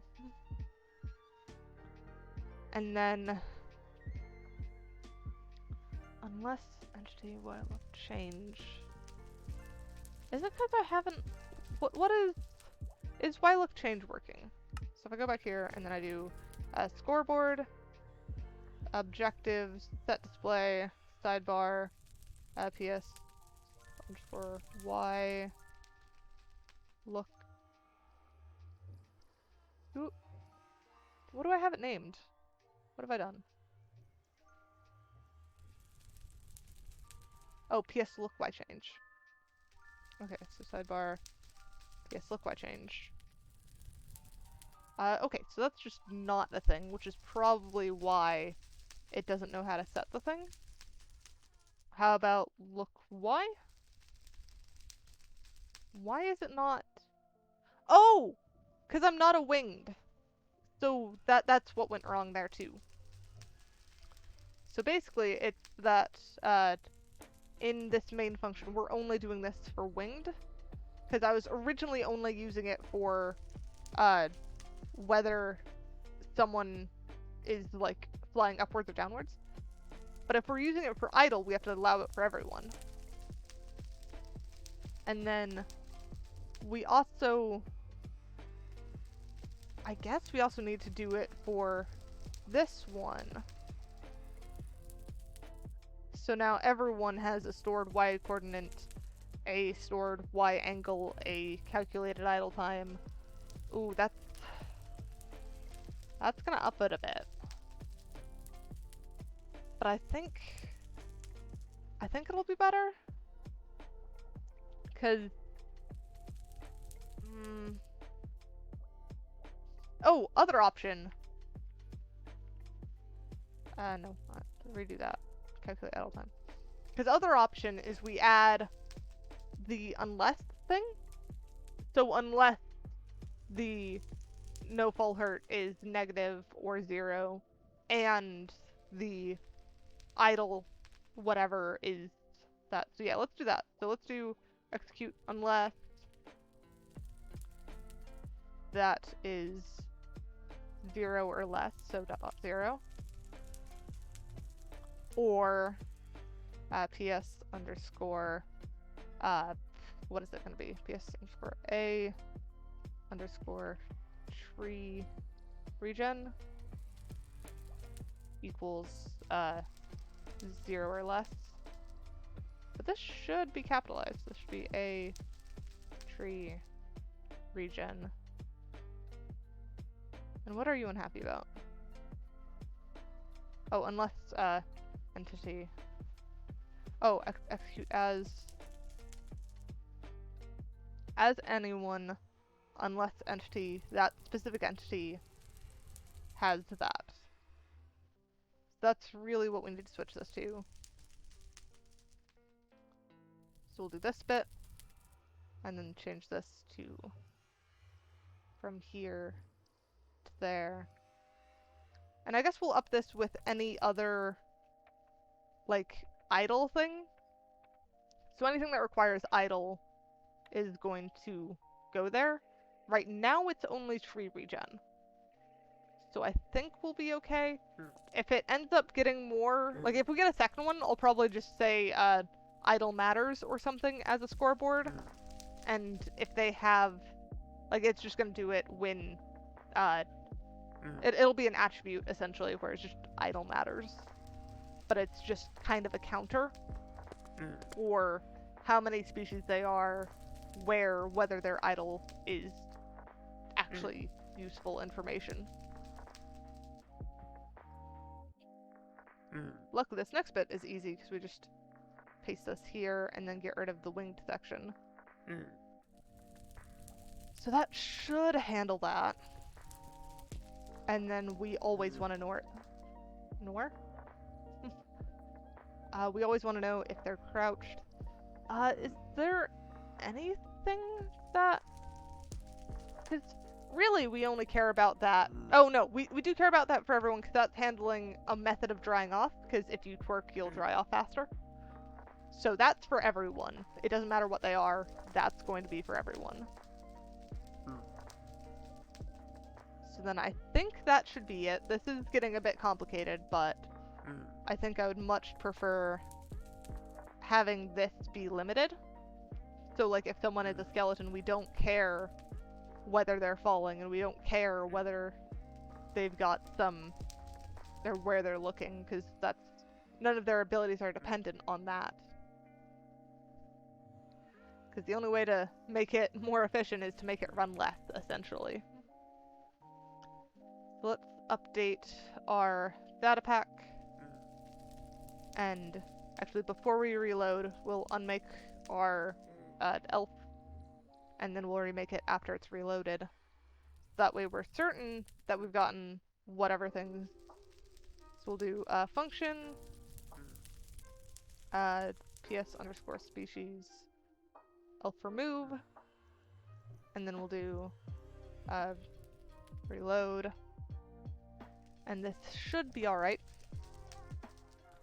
So we should be able to test our thing moving forward, and hopefully this will be correct and we can move on to the actual what was it? The iron being poison, which is the funny, complicated one, because you now have iron golems that, when they hit you, count as being touched by iron. So, elves do not like iron golems. At all. Oh! Though, I'm going to have to, in advance, add a tag for the iron golem species. Just in case. Because someone might want to... Actually, no. I'll leave it off until I do it. It might be a robot, it might be golem, it might be something else. So I'll just leave it be until I run across it. Because essentially, I want it to be where if a player who is an iron golem species hits an elf, it still counts. Alright. So we've got our invisibility working. Got that working. So then let's scoreboard, objectives, set display, sidebar, idle. Okay. So it's staying at 0. So what is it doing this time? So let's do sidebar, PS, look. Why change? Huh. So what is look why old then? 4. I think something's stopping an update somewhere. 8, 8, 2. Okay. So something is going on with our unless, I think. I think we've fudged our unless somewhere. But we're a whole lot closer. So then, if we look at our, not that one, because calculate idle is doing just fine. The issue is in, not that either, that's good. Store wangle, this one. So we're doing, unless entity scores 5 values, unless, okay.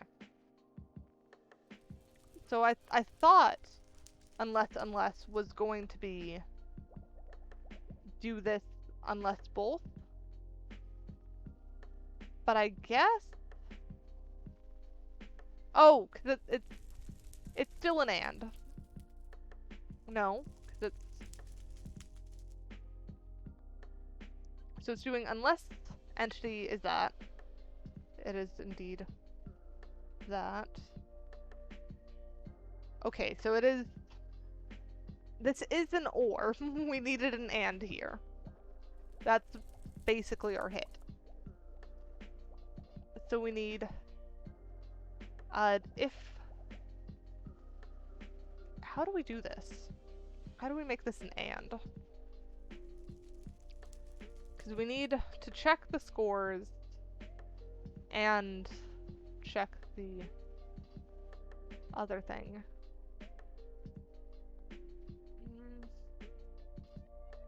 We need this to do only when both. So if we're doing only when both, then it would be do it unless not either. So we need unless, hang on, because it's, I've forgotten the name of it, but there's a logic thing where it's, if you're doing not so not red and not blue, then you would do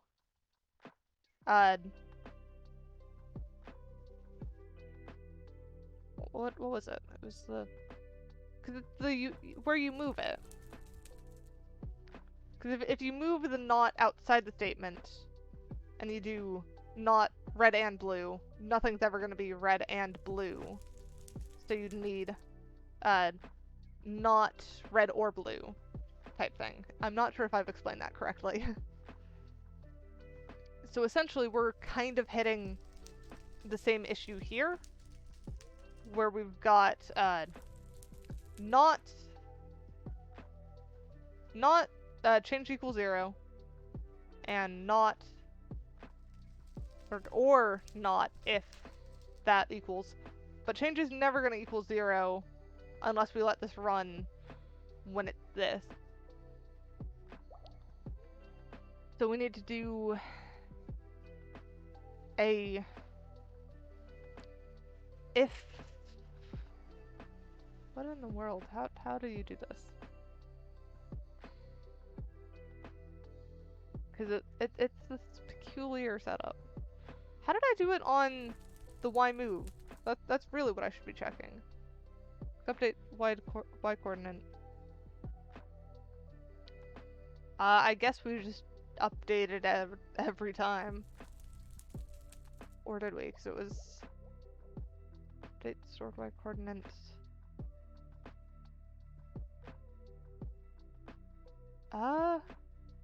Y holder equals that previous, and it's doing previous Y current and then being moved. Okay, so we were just doing it every time on the other one. I guess let's just run it every time on this one. Because this is running the change Y angle, which is only 2 lines. I guess we'll just run it for now. So we'll just do execute as at s run function change whatever. So this should fix our problem. It's not going to be the most efficient, but I think we'll be okay. I can always come back and try and make this more efficient later. Right now I'd rather have it working than efficient and not working, because, well, I guess you can't really have it be efficient and not working, because if it's not working then it's not efficient. So let's go back to our throne, apparently, because this is where we go every time. And then reload. So hopefully this will do the last change that we need, which is the thing that tweaks whatever. The lets you actually count idle. And then once we have idle counted, we should be able to move on to the iron shenanigans, which hopefully go easier than this. Because if they don't, we're going to be finishing it up next week, and I was really hoping to get this done this week. But if we can't, then, like, there's no actual set deadline on this, but there is quite a bit waiting on this, I guess is how I'd say it. Okay, so we are able to be idle now, so you can see I'm moving around, I'm looking around, and it's staying 0. And if I stop looking around and stare in one spot, it counts as idle. So we should have this set as 160. Oh, that's one thing I need to change. I need to add a check for if they're crouching, because you should not be able to change whether you're crouching or not. Though I suppose I can't really add. Oh, well, it worked. So that test worked, but I don't want twerking to be a thing. Like, if you change whether you've like crouched or not, then that should count as a movement. But I'm not sure how we actually get that working.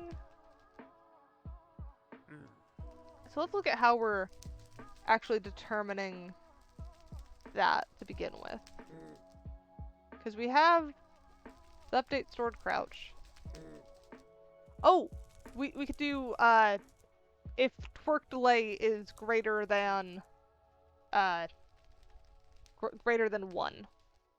is equal to or greater than 1, because essentially that's going to say have they crouched recently, and after 10 ticks, which is less than a second, it goes back to 0 and stays the same. So if they uncrouch and recrouch again, it's fine. And I'm gonna say that they can straighten up. That's fine. It's not great, but it'll work. So then we don't need to do store Y angle. What we need is the calculate idle time, which is now going to use work delay as well. So we pull up calculate idle time. Let's do it after this one. So execute as this unless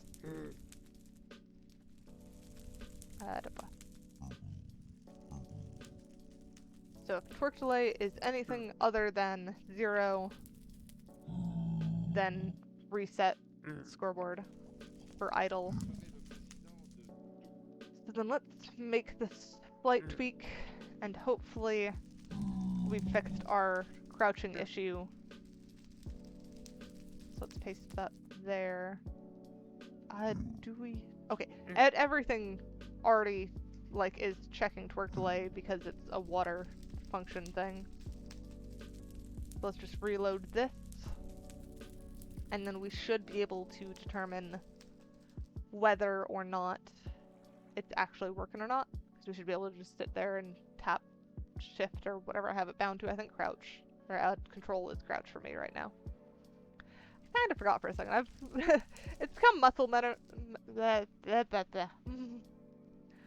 memory to the point that I don't remember what key it is, but it will trip me up if I have it the other way.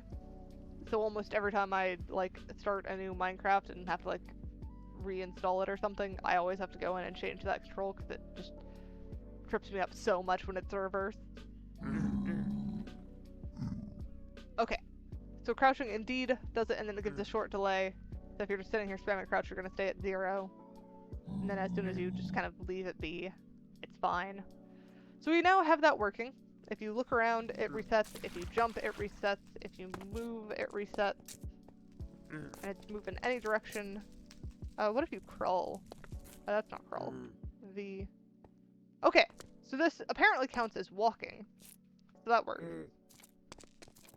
And then sprinting also counts. So literally any movement you could possibly have counts as not being idle. The only thing that I think will still be different is if you're in a UI. So if I pull open this, you can see I'm moving my mouse around, fiddling with stuff, and my idle counter is still going up because I'm just in my menu. But I guess I'll count taking inventory of your stuff as being meditating or whatever. Because what is meditation but taking inventory of your brain? Well, then again, I'm terrible at meditation, so I could be entirely wrong about that. You never know. Point is, we've now got the idle timer working, we've got the on-tree working. So that means that the only thing left in Elf is now the iron gives poison. Because we've got vegetarian, we've got no fall damage, we've got regen when standing on a log, and we've got invisible when standing on a log. Or, well, when sneaking on a log. It's still wrong in here. I really should fix that, but it's an old version. I'm not going to go edit it right now. It's the version that we're referring back to. Sloth, thank you for the follow. So then, I believe we need to get started on that iron poison. So I'm trying to figure out whether we want to start with the standing on iron, holding iron, being struck by iron, or getting hit by an iron golem. Because all of those are things that can make them poisoned, which is tricky. So I think... Do we have the predicate iron touching somewhere? I think this should be a status one. So I think if we move this into status, we should be pretty good there. Is it a status or is it effect? I think status. I think status makes more sense. Because it's something that they're actively doing, or... Because, like, all of our statuses are, like, burnable, whether they're on fire, whether they're sneaking, sprinting, whatever. So I think holding iron or on iron... Well, that's more location, though, if they're on iron. Well, no, because I guess it still counts if they're holding iron as well, so, like, holding an iron shovel will still mess them up. So I think that's status? Really, it just needs to be something that I can remember, so I guess status works. So iron touching is now in there. And then let's go check our Minecraft tags, items. Iron items, good. So we've got that there. So that's already in place. So we don't need iron touching anymore. And then what we need is... So how is this running? So we need the elf main. Because essentially... Oh, we need to add that advancement, apparently. So we'll do Iron Golem and Iron Strike. Those will be statuses, I think. Because they're things that get changed by this. So let's add new folder, advancement. And then paste them in there. And I think... Do these... Okay, no, because these trigger other functions? Oh, though... I'm now reconsidering. Because essentially, yes, these are statuses.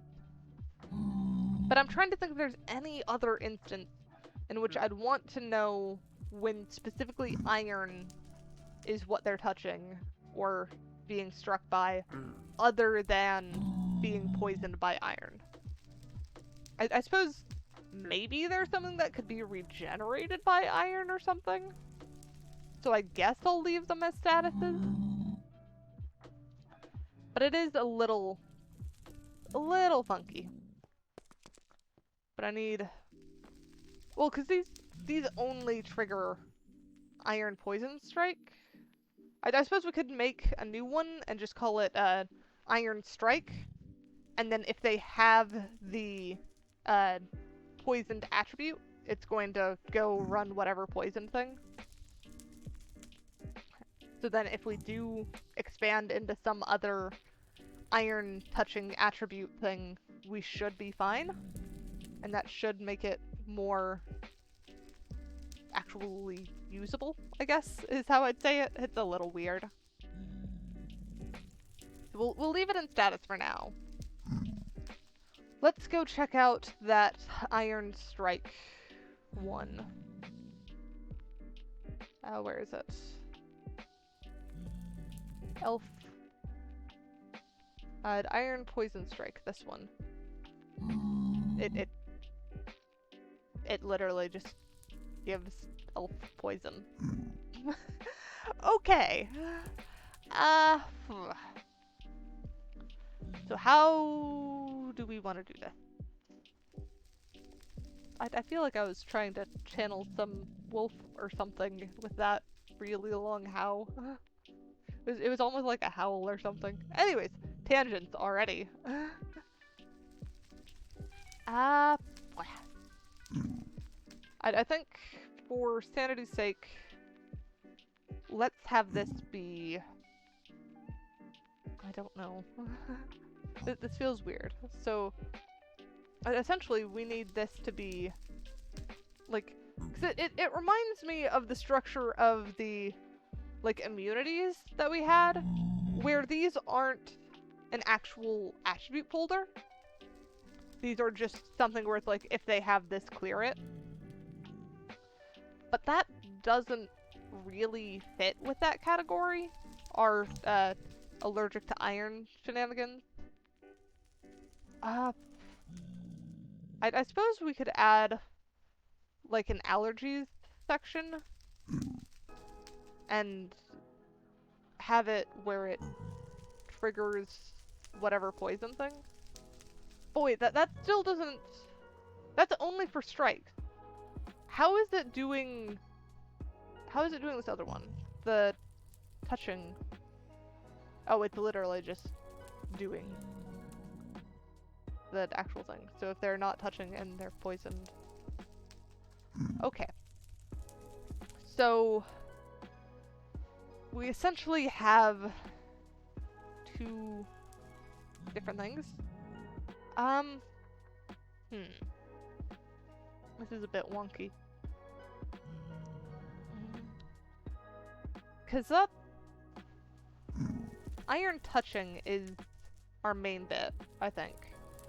So if we have the iron strike and have it where if they are iron, like poisoned by iron, which is going to be this thing here, then they do whatever.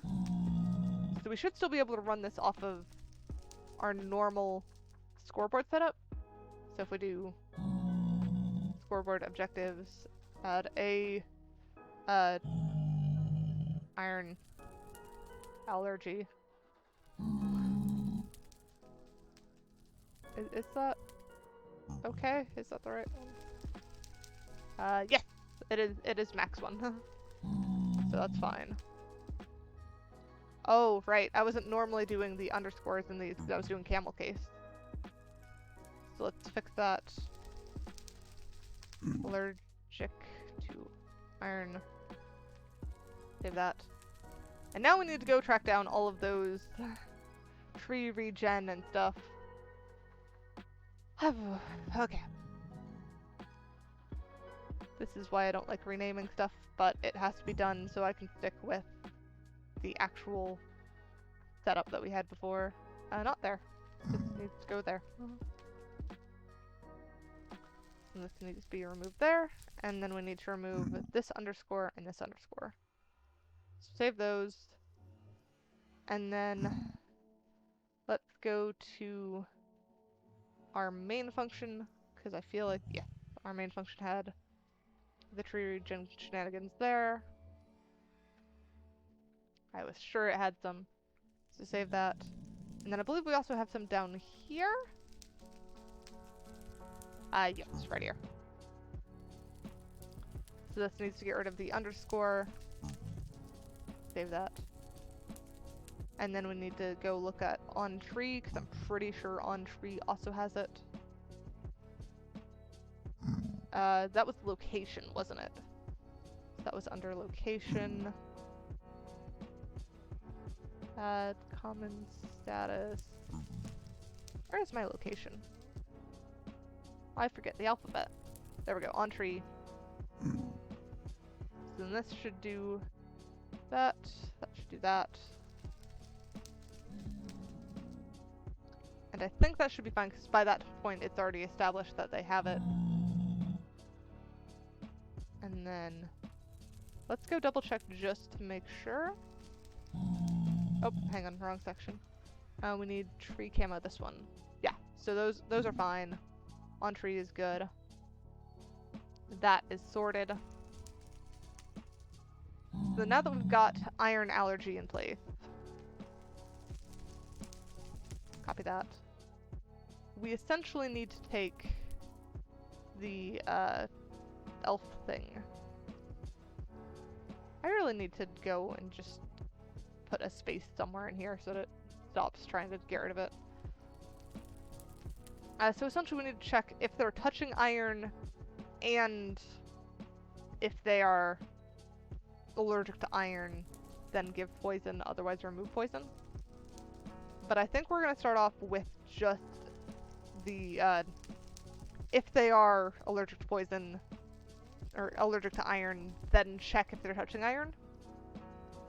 Because I think that's going to be just a little bit more efficient, even if it is just turning 2 statements into 1 for most players. Because it's essentially still helpful. So we'll do new folder, ps_a_,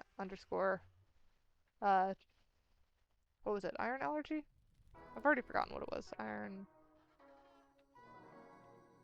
_ allergy. So I think we'll go, yeah, so it was iron allergy. I did do A, right? Yes, I did. Okay. So this one, new folder, functions. And then this one is going to add new file, iron allergy.mc function. And then this bit is basically going to be, come on, scoot over. Okay. So if they have an iron allergy, then they're going to do that. But this is actually ps common _ status. I think is where I moved that. Let's go double check that that is indeed in status. Iron touching, yes it is. Okay. So that should handle iron allergy. And then we need to add that to the main function.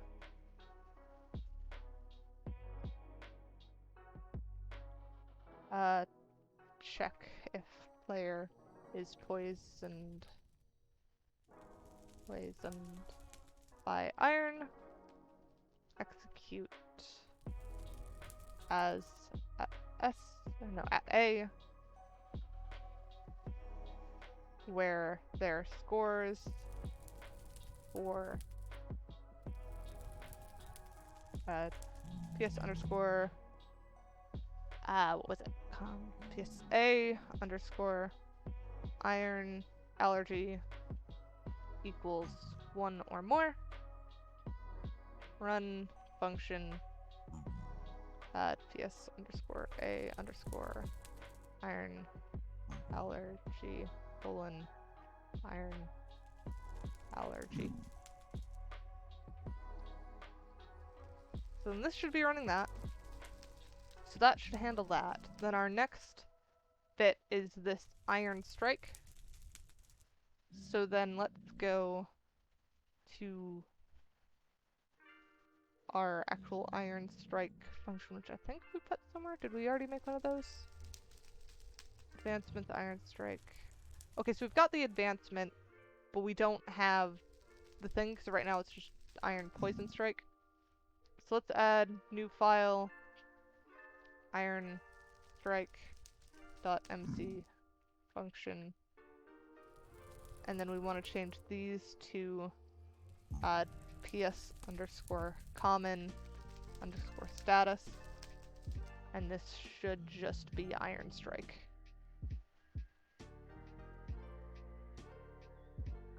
So we'll copy that, and then on iron golem we'll do the same. Save that.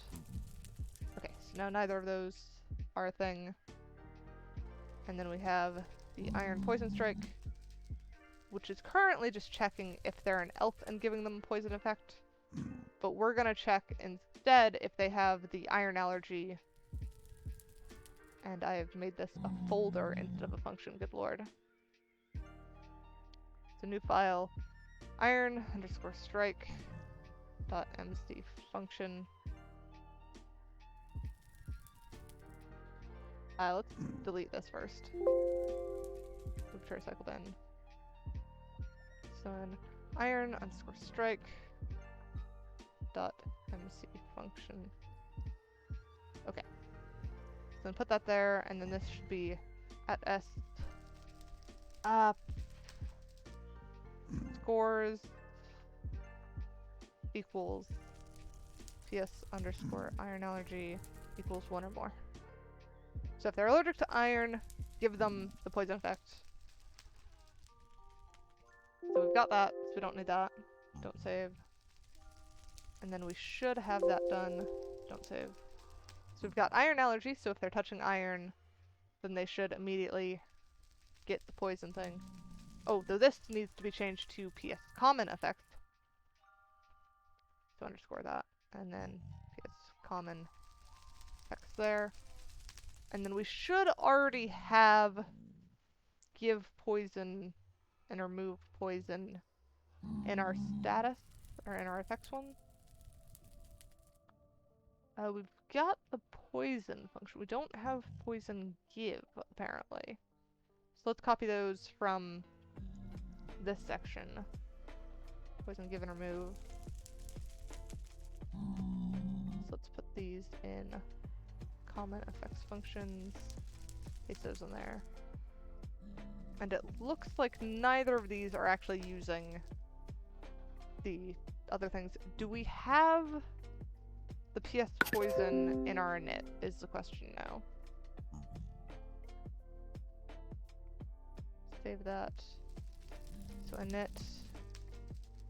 Do we have PS poison? We do not. Okay. So we need to pull up the other init and pull in poison. So init. Where is poison? Poison. Poison! There we go. Oh, do we need the camouflage? Did we use the camouflage? I don't think we used the camouflage. I think that's why that's tripping me up there.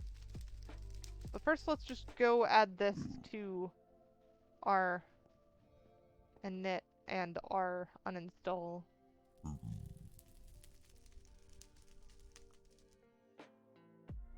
So we'll add those, save those there. Now, surely we would have run. It works without it, so I don't think we need it. Because, oh, right, we don't need it because it was doing that so that it wouldn't tick down too quickly. But we determined that we could just set it at 2 seconds and be fine. So we don't need the extra scoreboard there, because we've got enough scoreboards as it is, honestly. There's like a scoreboard for everything, and it's a bit ridiculous.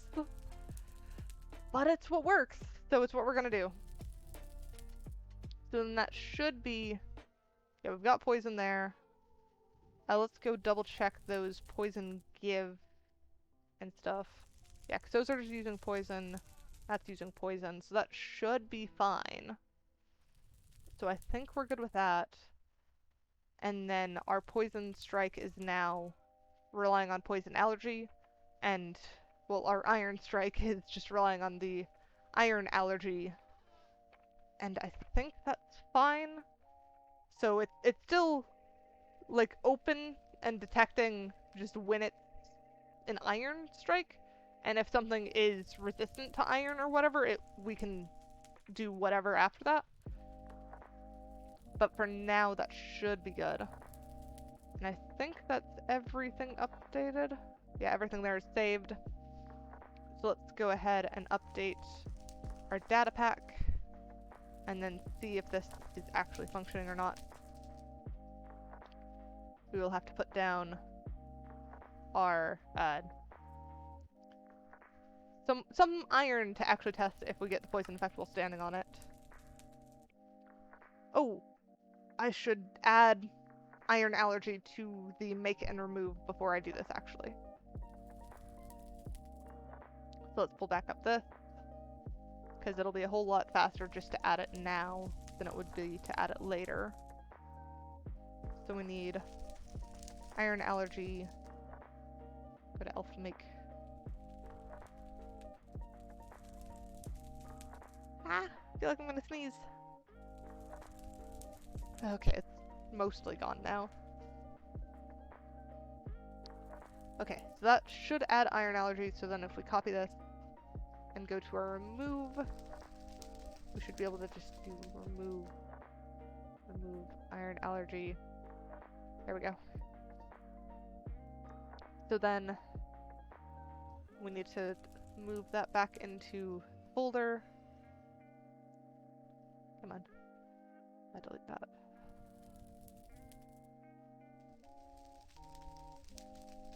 Okay. So that is now in place. Now we should do function ps underscore species elf remove, since we've added something new to that, and then do reload. That's a long idle time.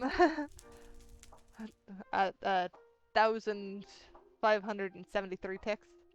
Though I suppose not actually that long. I would have thought it would be longer for writing code while just standing there in game. I suppose it's different each time. This wasn't... It's not particularly time consuming to copy bits that you've already done and try and get them just ever so slightly optimized while just redoing the setup layout thing. Was that clear? I feel like my actual speech is getting less clear. Anyways, let's go ahead and make ourselves an elf again, and then let's do give key to cat anvil. Oh, yep, that is poisoned for sure. Let's just go ahead and add that right there. And then if we stand on it, yep, that does indeed poison us. So our poison is in fact working, because we are just poisoned by that. And if we go stand over here and idle, we should immediately get hunger. Well, not immediately, because we need to meditate first, and then once it's at 160, we should... Oh, did it not work?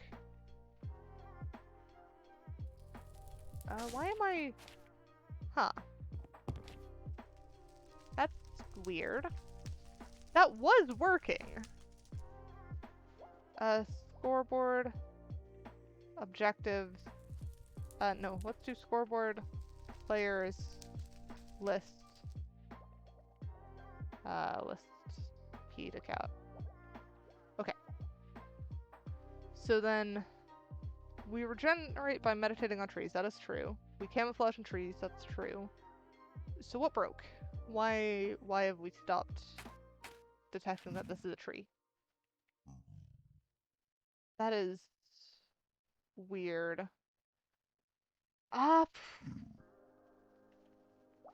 Okay, so that's something to recheck. But first, let's go and give key to cat carpet. And the carpet works.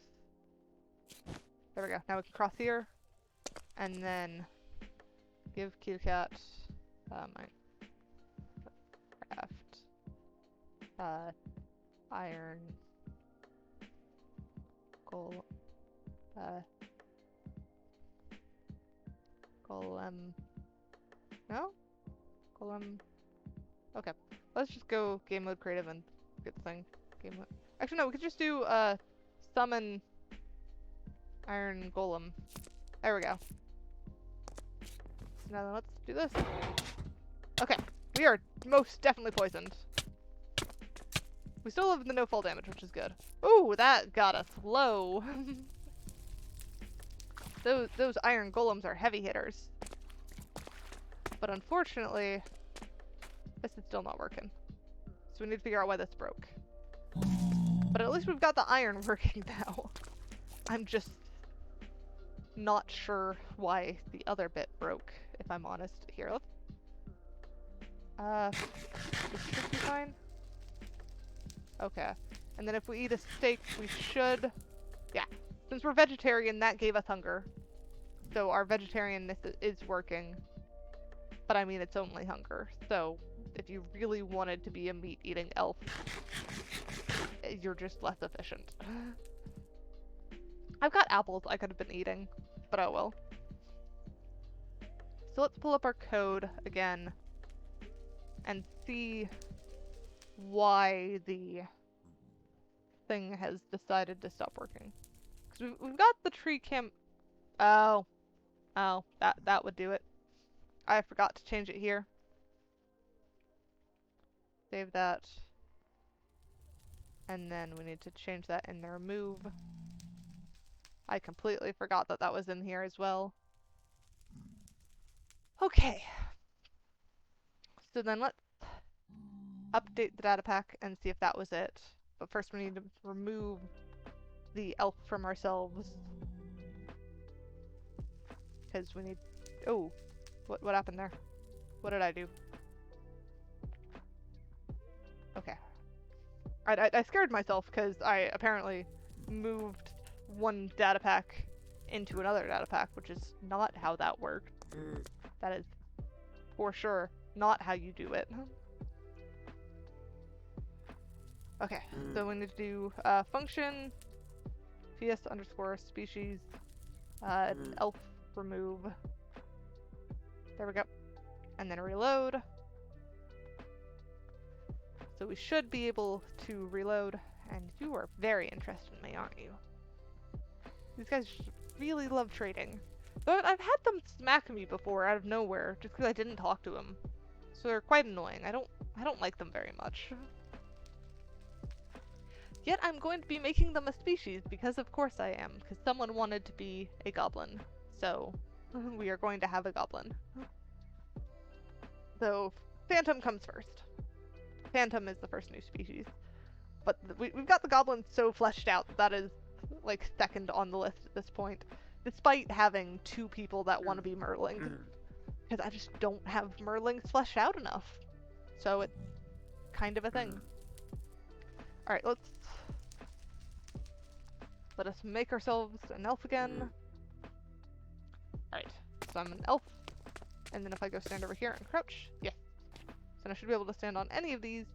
And then as soon as I'm idle enough, my hunger should come back. And then we'll go double check that we are indeed poisoned. Yes, so that saturation came back. Then if I stand on this, yep, I am poisoned by that. So that means the elf is indeed done.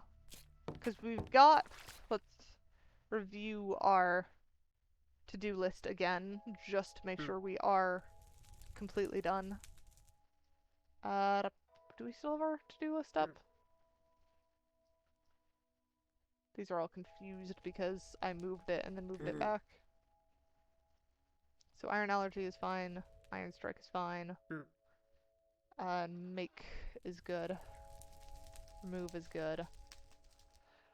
So let's pull up our elf main. That's a bit. So vegetarian we've proved. Iron gives poison we have proved by standing on an anvil, which is iron. No fall damage. Let's go double check that. I am like 90% sure. Yes. That little effect popping up means that we indeed have no fall damage. So no fall damage is done. Regen when on a log is done. And invisible when standing on a log, well, when sneaking on a log, is in fact done. So that is everything for that. And we're actually wrapping up a little bit earlier than I thought we would. Though, more so it's just that we always have the 3 hours. So even with those large number of tangents we had at the start of the stream, we got everything we wanted to do with this species done.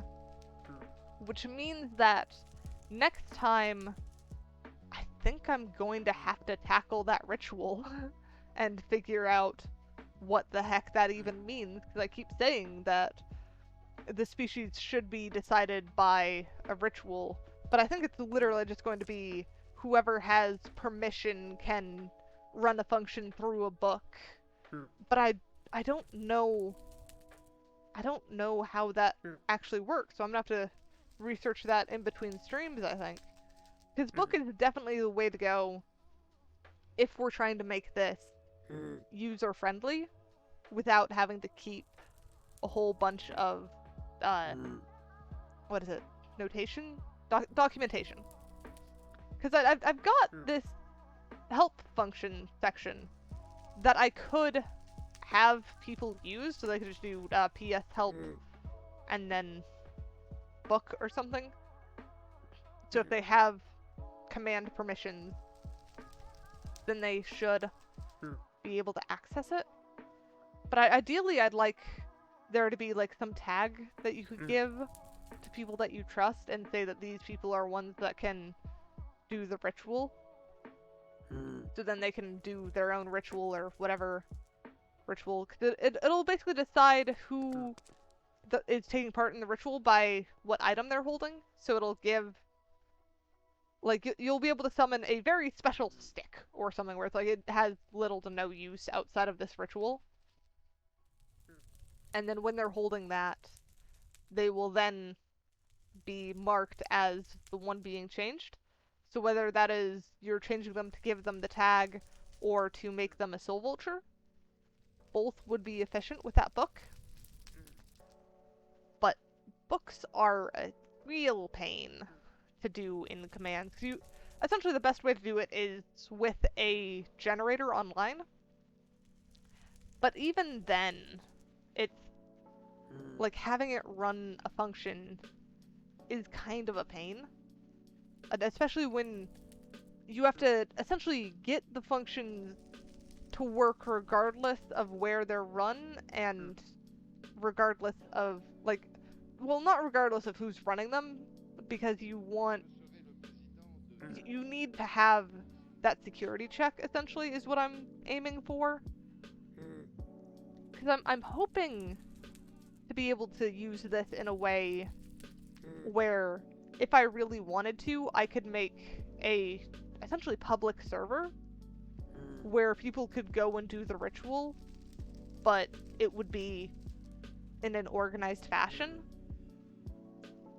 So maybe there's like some tag where you can earn the right to do the ritual, and upon first login, so like whenever they first join the server, they get that right, but then after that, you have to earn it some way, and it could just be by hours logged kind of thing, or though I do want people to be more, like, to be able to be more than one species if they wish, but they shouldn't be able to change it willy-nilly.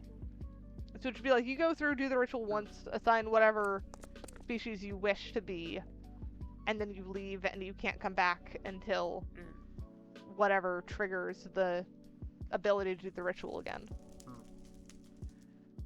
I don't know. It's complicated. Who knows? Maybe next Thursday will just be a ramble stream and we'll just have Net and me rambling about the ritual for a while. Anyways, I'm gonna switch to just talking for now, because we've got about 10 more minutes, and I don't really want to just call the stream early yet. I am more in a rambly mood, so if anyone wants to talk, I will be happy to chat about whatever. Otherwise, I'm probably just going to be rambling about trying to figure out what we're doing for the ritual. Though I will say, I am excited for next Sunday. Or, well, this Sunday. Is it? Do you call it the Sunday or do you call it next Sunday? I don't know.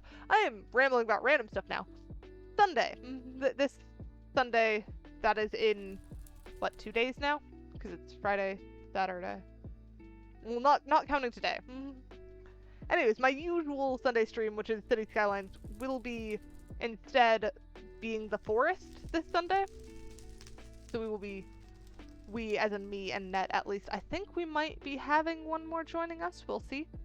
I'll be inviting them, and we'll see if they feel like tagging along, though it really depends on if they're available or not, I think. 'Cause I'm not quite sure what their actual schedule is like.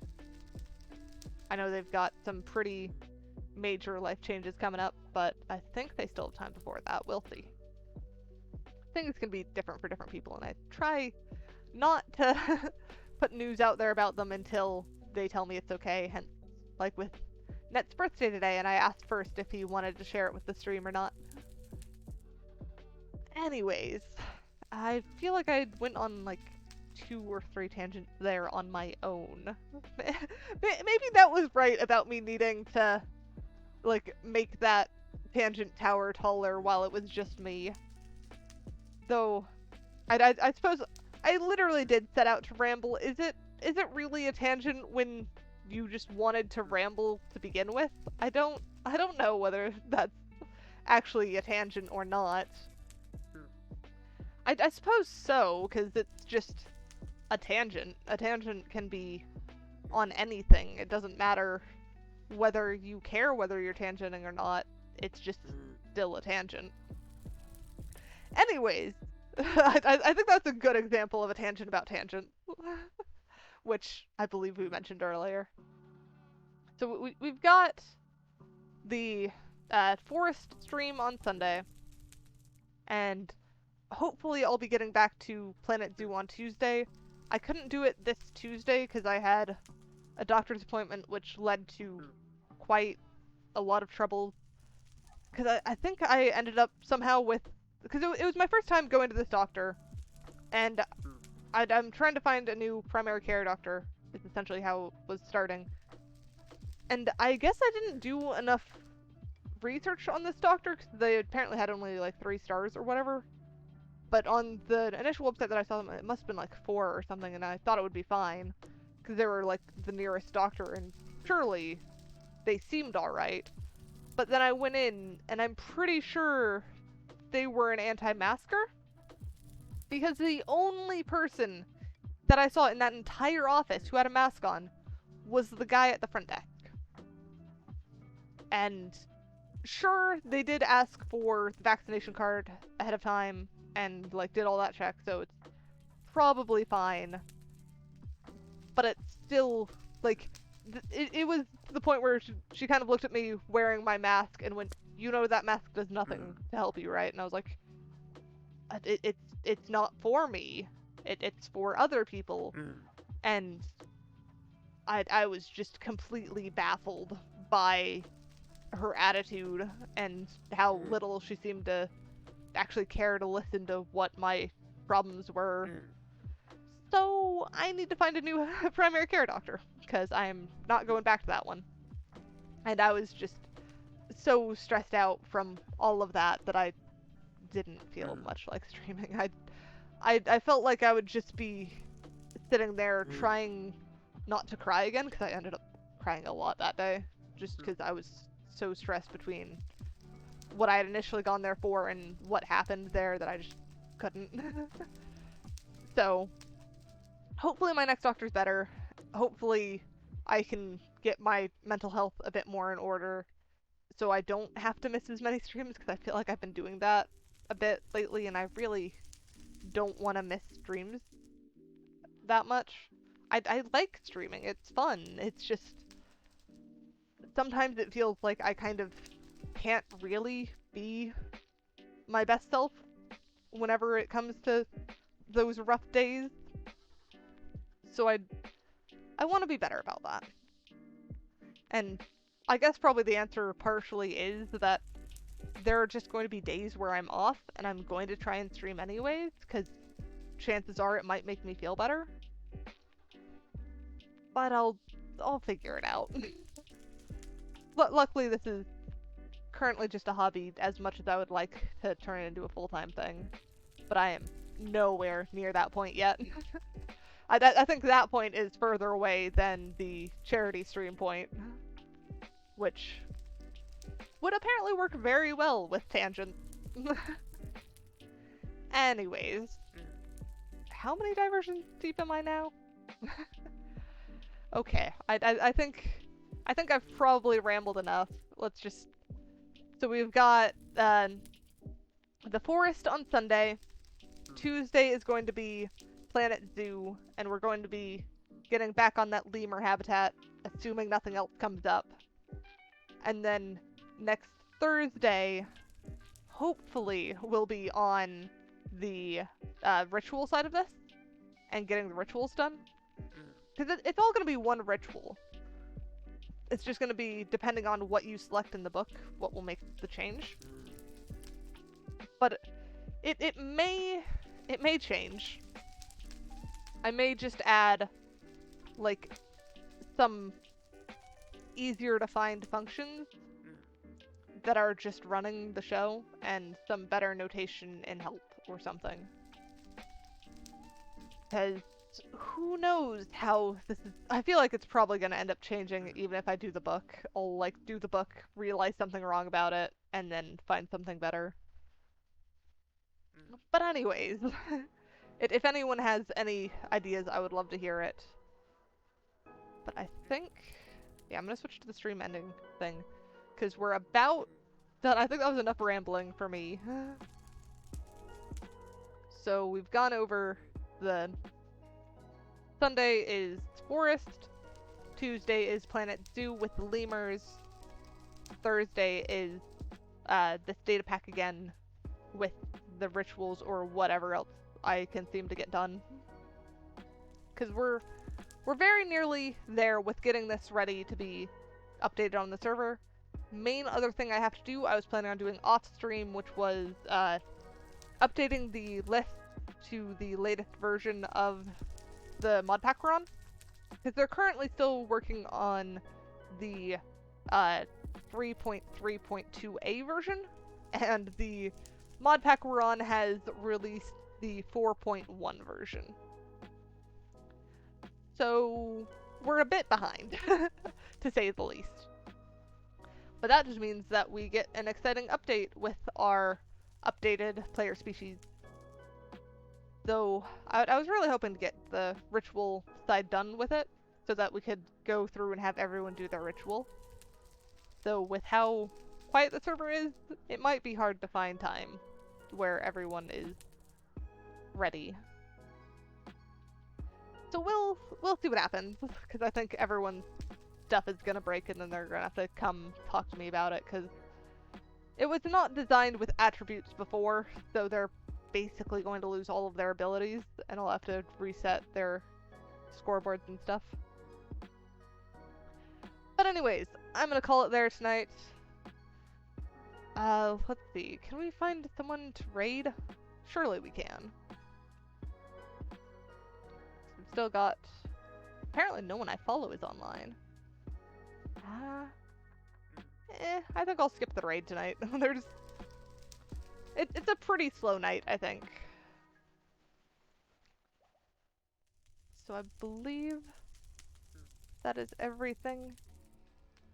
And though I still feel like we're missing, or I'm missing something. What could it possibly be?